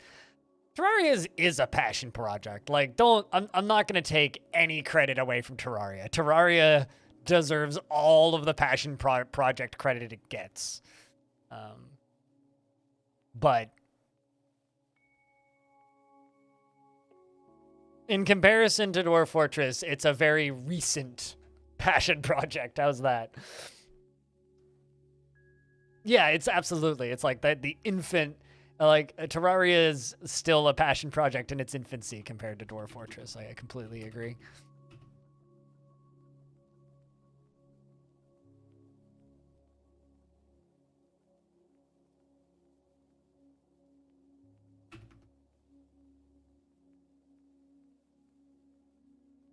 Actually, you know what?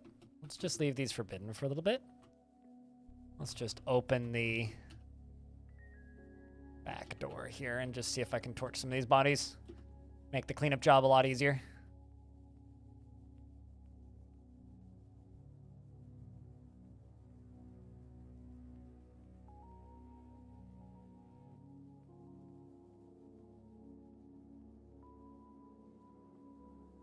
I mean, people are going to realize just how different Dwarf Fortress and RimWorld actually are. That's the major thing that's going to happen in my mind.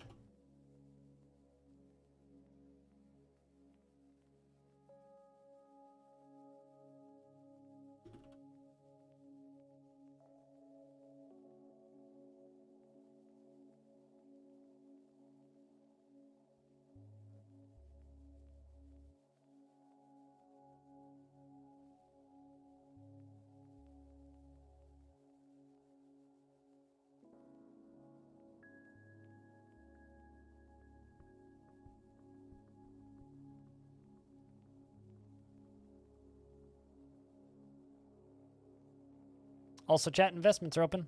If you want to chuck your tickets off into the void, you can.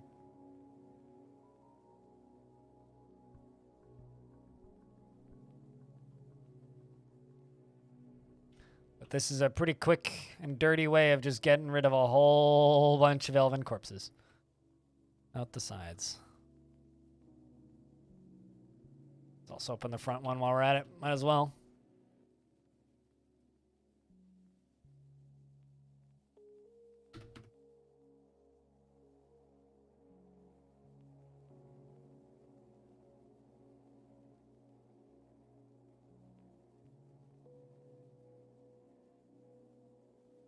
Good luck, Hobo. It's a lot of lava. It really is, yeah.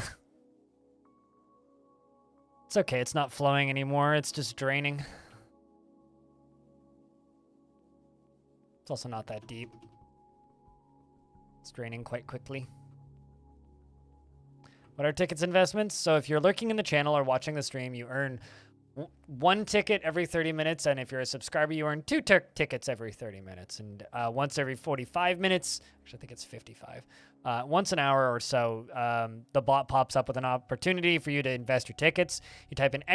tickets to see how many you have, and then you can invest any number of the ones that you have for a chance to win some back. It's a random gambling mini game in chat that has absolutely no practical purpose aside from I can track who's watching the stream and for how long.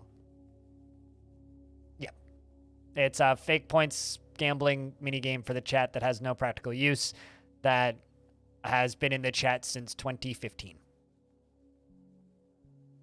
And the coins have been persistent since then. Adra, what up? It's good to see you. Shows just how old this stream is, eh? Yeah, I've had the same chat points minigame since 2015. Ugh.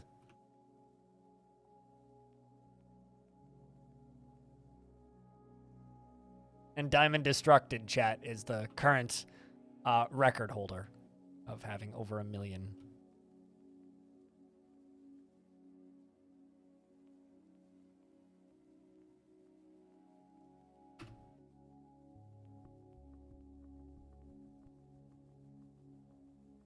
All right, so now that we're through with all of that crap, I can go down here and get back to what we were kind of doing before.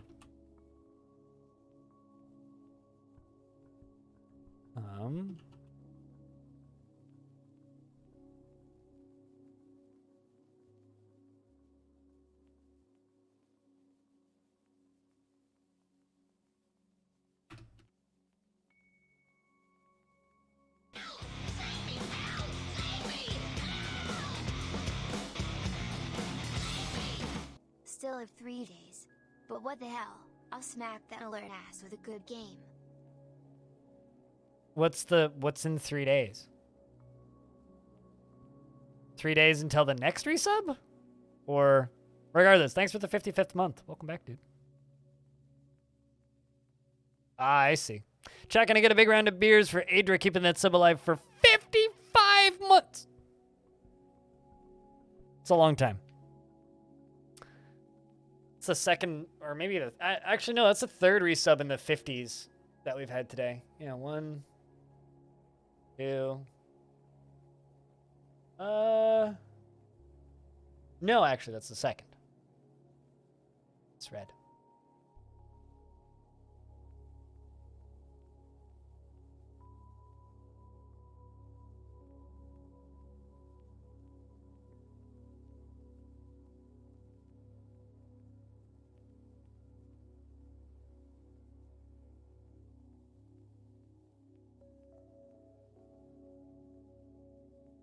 Oh, you know what's hilarious? So 2 weeks ago, my building had no hot water for like 48 hours. Some of you might remember that.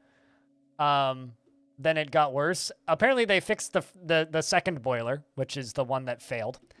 I just received a notice saying, now the first one's failed. And so they both need to be fully replaced instead of just repaired. Meaning we have no hot water until they completely replace it. That's funny. Cool. So apparently I have no hot water. Awesome. Thanks, guys. Sigh. Brilliant. I'm just kind of amused by this at this point. Thanks, Strata, for doing your jobs. Not. They're supposed to maintenance them every 6 months. Hot water in Canada, it's fine. It's hot outside. Bust out the tea kettle. I'm generally like kind of a lukewarm shower person in the summer anyway. So I'll just turn off the AC for 30 minutes and let my apartment get warm and then just take a cold shower. I'll be fine. I'll be fine. It's just more of a bitch when doing dishes, but it's okay. I'll live. Like hot water's lovely, but I'll get by.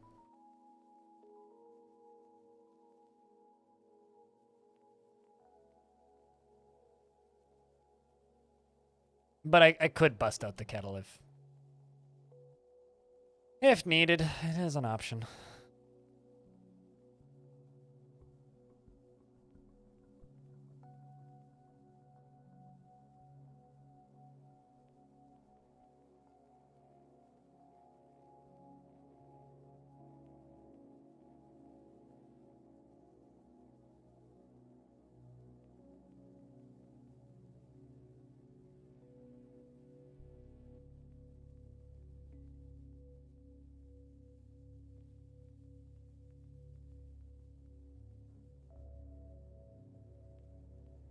Fortunately, I'm not from a super cold place in Canada, so.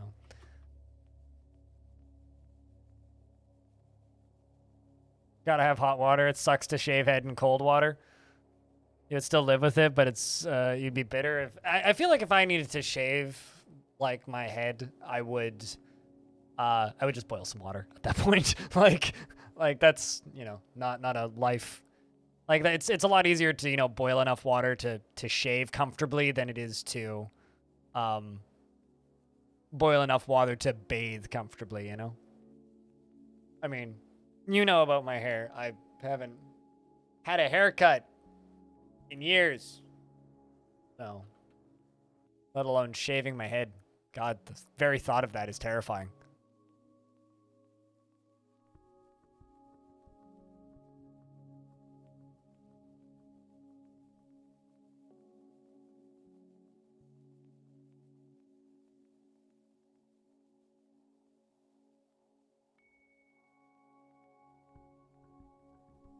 Oh, another Forgotten Beast.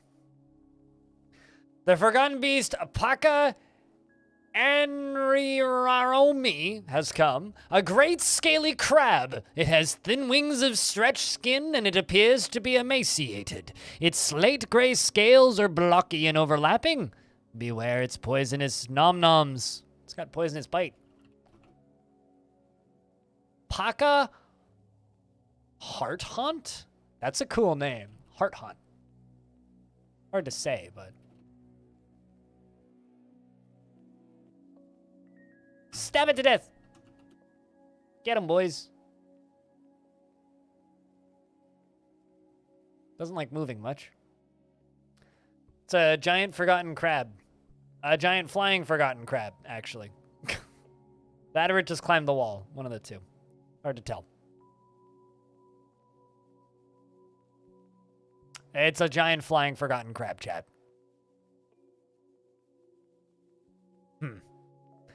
All right. Predict the casualties this thing causes, chat. How many dwarves do you think are going to die in fighting this thing?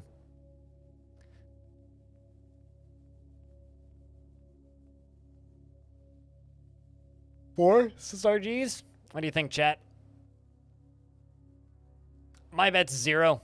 I have the utmost of confidence in the military expertise of my Dwarfs.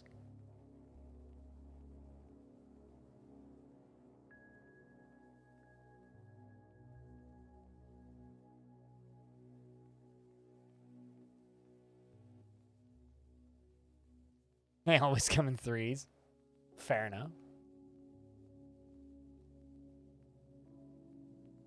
Well, it depends on if it finds any civilians. That's all. I have a really good military, though.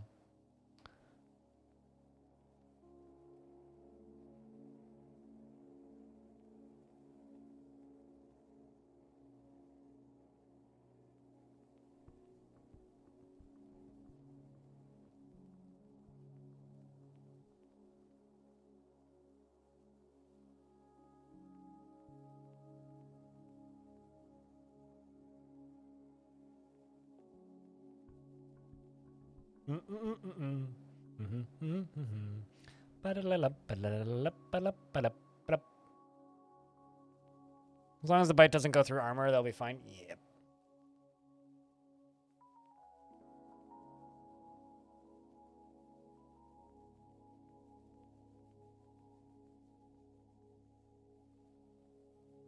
Oh shit.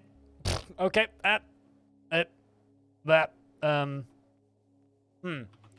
Let's see. The militia commander slashes the Forgotten Beast. Scratches the Forgotten Beast in the left first foot, chipping the chitin.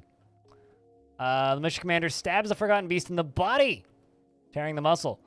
Stabs the Forgotten Beast in the right foot, tearing the muscle. Okay, very effective. It's already dead, by the way. Crab's legs are on the menu, boys. What else do we have? Swordmaster dodges a couple times, got their sword firmly lodged in a wound after stabbing it in the first foot. Seem to have spiked it to the ground. Yeah, crab meat's on the menu. Hell yeah. Is there anybody butchering an animal? 'Cause this thing looks delicious. I don't know about you guys, but I would say this creature looks delicious.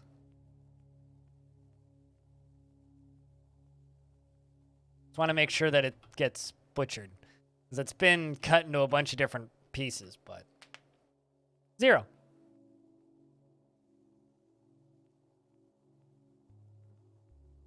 We just completely demolished it. Adamantine weapons kind of do that. And crabs are very similar to bugs, where once they just start bleeding, they just die. They're not quite as weak as spiders, because you just like poke a hole in a spider and it just all the hydraulic fluid leaks out and then they just fall apart.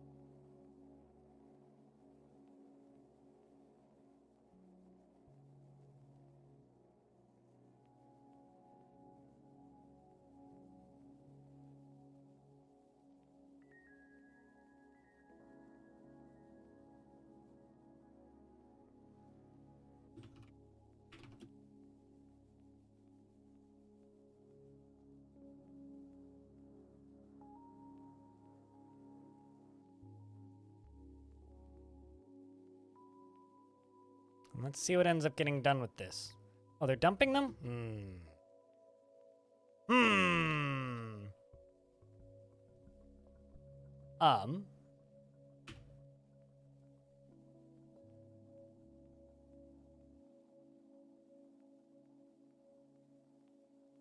Don't want you to dump that.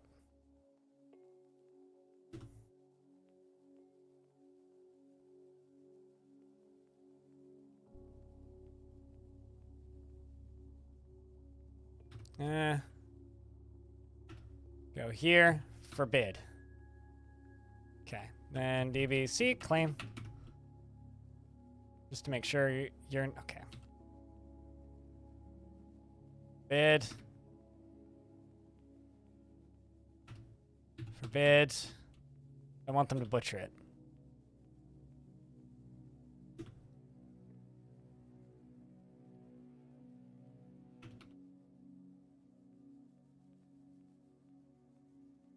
Okay, let's follow this again. Yeah, the thing is, most Forgotten Beasts, like, aren't even gonna be able to damage my dwarves, is the actual thing. Just making sure that they butcher this. Because I'm looking at my meat supply. We do have a good amount of meat. But man, it would be real nice to just have, you know, Forgotten Beast crab legs for the next 6 years, you know what I'm saying?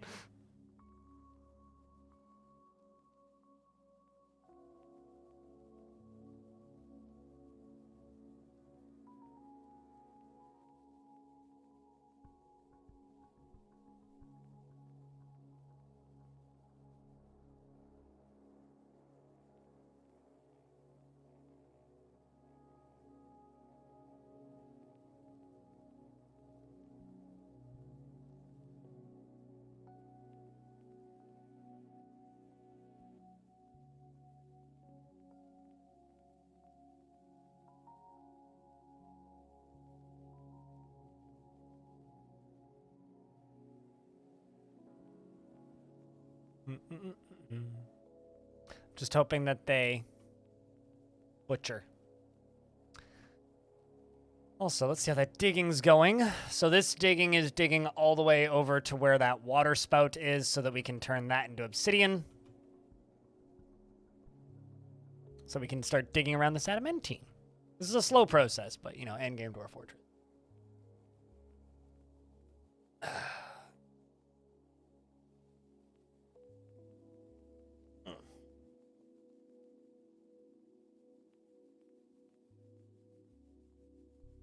So, chat, what are you guys feeling tonight? More Songs of Six or Jupiter Hell?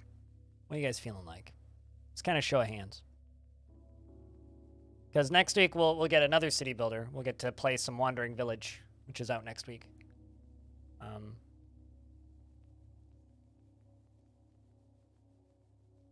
Curious what you guys think. Chat's leaning Songs of Six, looks like. I mean, I'll be streaming Songs of... or, Jupiter Hell on Monday, regardless. Over on Hyper Strange's stream.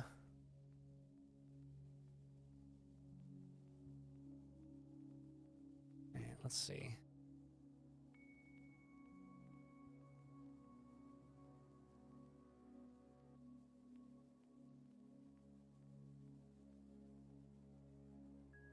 Builders in sim games? Fair enough. I like my traditional roguelikes a whole lot. Not familiar with either. One's big city builder, other is Doom-themed roguelike. Which is very good. I do have way more time in Jupiter Hell, though. I have 400 hours.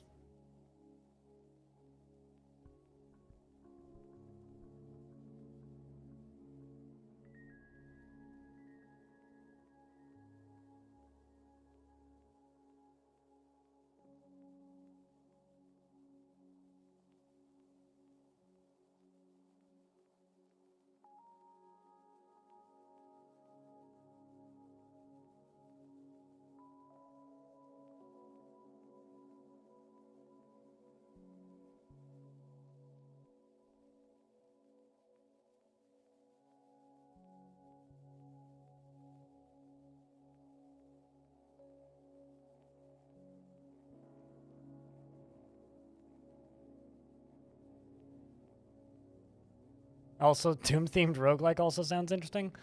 Oh, it's here. I'll link it for you. Go take a look. I'm down to play either, really. I mean, I'll be playing more Songs of Six regardless, but as I'll be building out that city.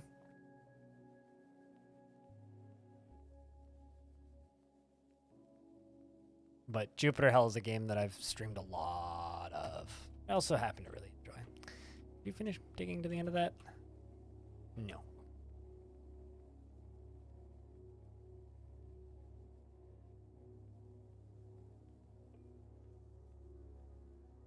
Looks interesting.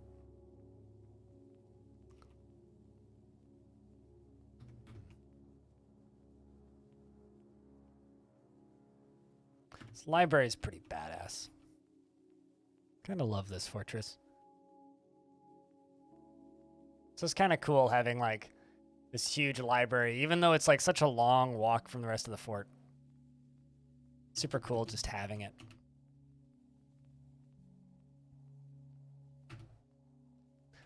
We'll say though that the clothing everywhere is getting a little annoying. Want to know more about it? Yeah, we'll stream Songs of Six. Those are just the two games I feel like playing right now, and so I'm not really partial to either, and we'll kind of play either.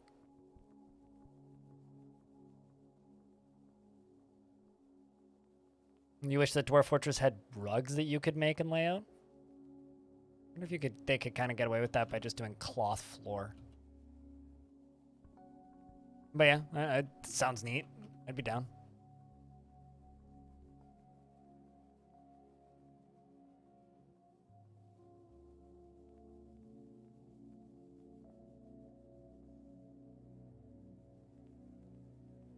Dwarves have this annoying habit of just like stripping naked.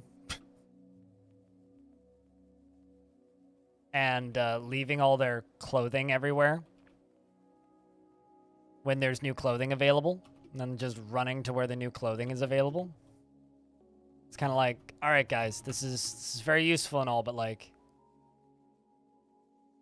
could we do this in a way that like doesn't just end with there being clothes everywhere?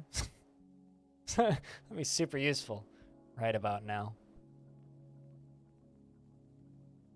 Think of the library, like when you have an old rich library, to have a thick rug flooring between each row of bookshelves. Fair enough.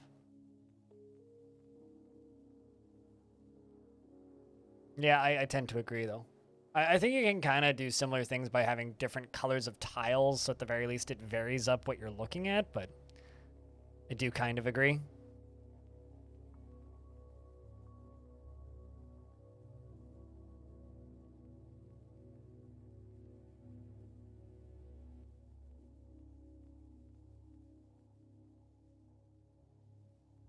There's going to be a lot of masterworks lost in the next 10 seconds.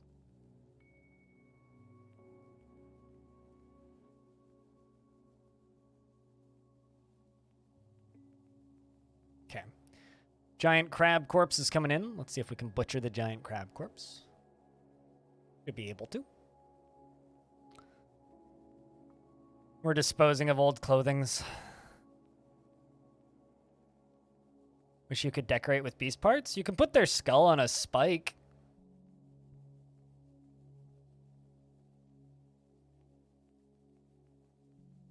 And you can make armor out of their leather.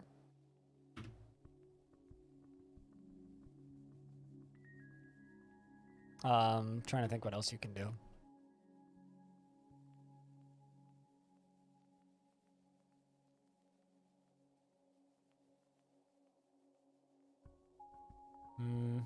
Can't quite go full-on body horror with stuff, though.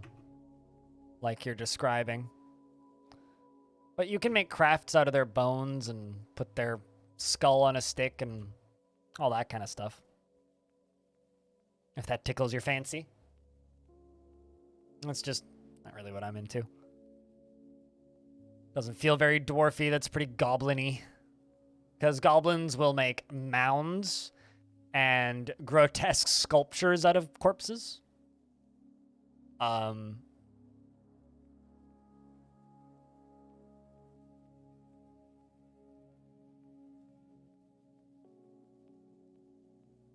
Okay, so we're getting the legs butchered. Those are not references to Grim Sea Shanty style. I mean, are they or are they not?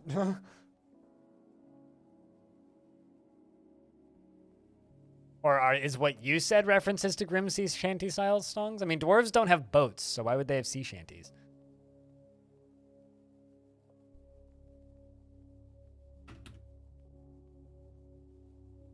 They do have a word for boat, but they don't have boat technology. 1213.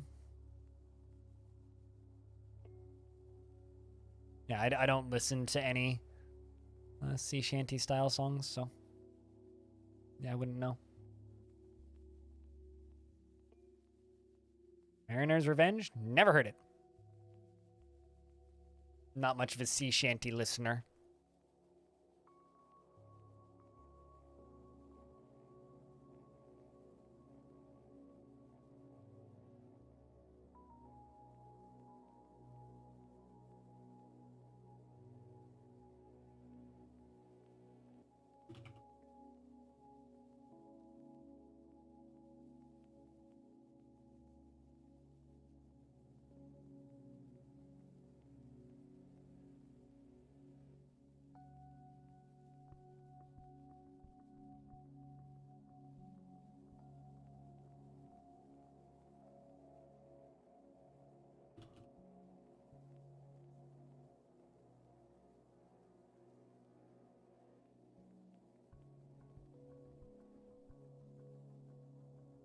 Interestingly, you think it's only such style song that disembemberists ever come out. Yeah, I don't. So the thing that you need to kind of know about dwarves, because I'm assuming you don't know that much about them, they don't, like, they won't make crafts out of intelligent creatures. If it's an intelligent creature, they respect the dead. So they won't butcher, consume, or make crafts out of intelligent creatures. Unless a dwarf has a fell mood, which is like the game's in-lore explanation or like excuse for being corrupted by a grim evil spirit, right? So if a dwarf has a fell mood, they're not a dwarf anymore. There's something possessing them. So to me, it's like foul moods like that where they do horrible things is not normal dwarven behavior. It kind of goes against the game's lore and the way the dwarves act and behave normally to make stuff like that. That's very goblin-ish or even like cobalt-ish or the sort of things that like the more evil creatures in Dwarf Fortress would get up to. But for a dwarf, not so much. 'Twas a good walk with dog. Got to sing happy birthday with a group in the park, and the kid was having a blast. Oh, that's good. Sounds like a fun adventure. Let's see how much crab meat we get from this Forgotten Beast crab.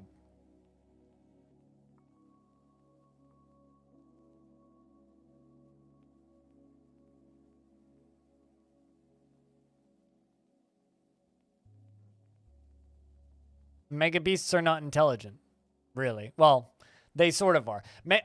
Wait, no. Mega beasts is in like titans, giants, and all that jazz are intelligent. Forgotten beasts are not. Titans are not. Which is why like giants in World Generation can join religions and become religious figures and disciples, which is kind of awesome, which actually aligns them with the factions. So in the background simulation, they don't attack that faction, but will go out and attack other factions, which is kind of amazing. So we now have a whole bunch of prepared Forgotten Beast intestines. So, like, the reason the dwarves don't really decorate with that sort of stuff is because, like, they might worship evil gods, but, like, I mean, I say unironically hail Satan from time to time, and I'm not going to dismember a goat and hang the guts on my walls, you know? That's just disgusting. And dwarves seem to just kind of operate in that same kind of wavelength, if that makes any sense.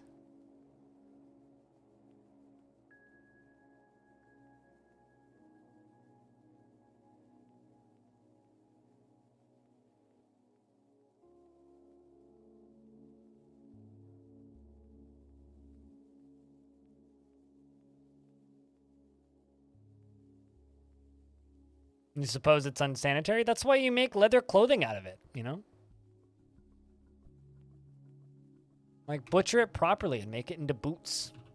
Forgotten Beast leather boots. Pretty badass. Don't need to, you know, kill any intelligent beings to do that.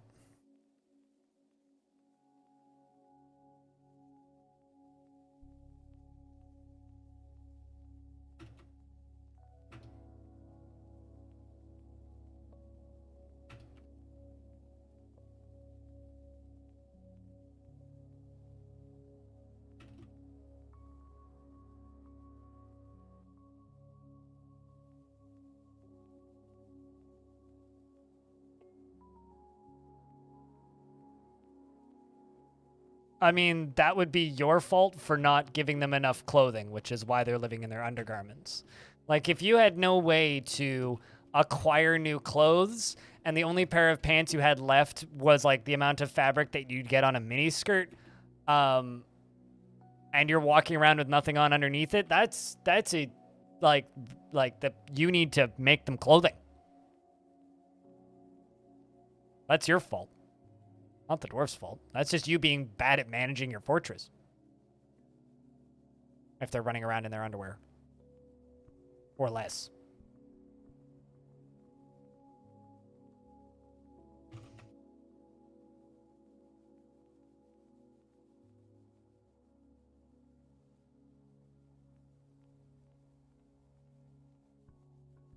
Like, how are they supposed to run around in anything else? Oh, leaving. Well, then you need to give them cabinets. Put more cabinets in their bedrooms. If you're giving them enough clothing that they can leave their underwear everywhere, then you gotta... Sorry, that's my bad. Then you gotta give them cabinets. Or give them bigger bedrooms. Or give them bedrooms. Some dwarves will be messy and they will leave their things strewn about. And frankly, those dwarves deserve to have their underwear thrown into the, you know, the Burninator 9000 or the Shoe Crusher 12 million or whatever, or placed under the drawbridge and forgotten. So, you know, fair, but have you given them cabinets?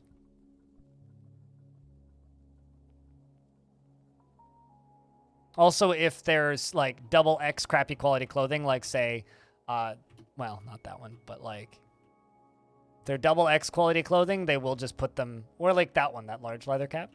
If they're bad quality clothing, they will just throw them into the refuse pile eventually. Or you can just manually dump them like I've been doing. Well, I mean, when you trade, you can search by, you can filter by hitting F, or actually I think it's S. Can't remember what the hotkey is. But there is a filter, and just sort by X. And then just go to all of the different types of garments, and you can literally just sell all of the humans nothing but crappy clothing. Also, I just realized I dumped everything in those chests. Oh, well.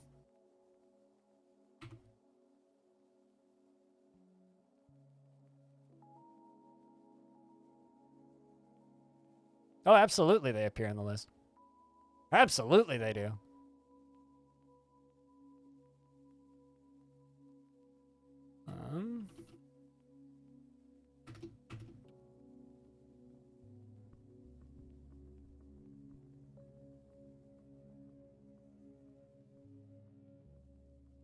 That's what I do literally every time I trade. To the point where I'm kind of hoping that we'll get some humans or dwarves to trade with pretty soon so I can give them all my shit.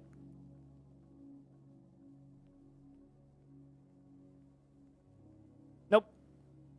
Well, not everything. Some of it will stay owned.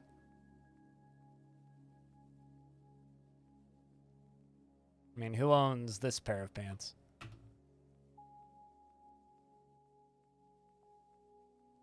I think anybody currently. Usually if it's just been left somewhere, it's they unclaim it.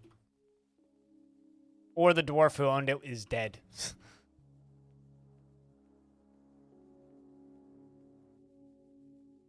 Yeah, see, this says owner. is this pair of silk trousers belongs to Harry's gamer. This cloak belongs to nobody.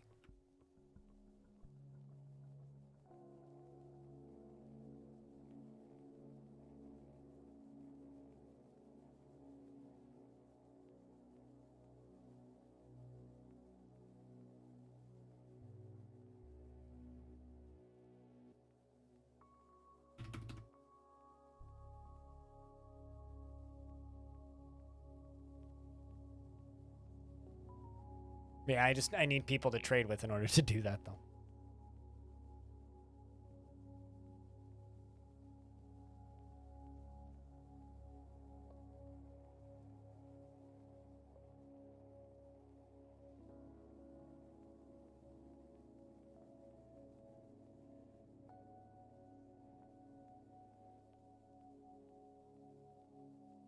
All right, so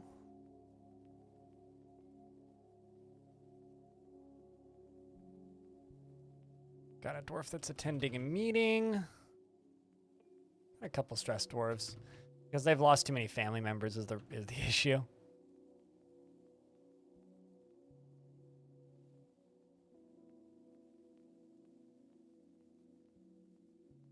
They also probably need a year off.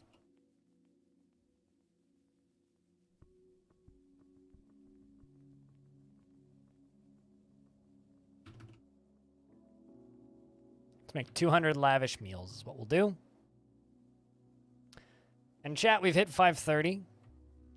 So I think it's probably time for us to call it on this fort for the day. It was a good chunk of time we got out of this fort. I did start a little bit late, but we've been playing this fort for a good, 7 hours and 45 minutes or so. So I think that's it for Threatdweller today. We still haven't breached hell. We're still looking for a spire that's not covered in lava that will lead us to where we need to be.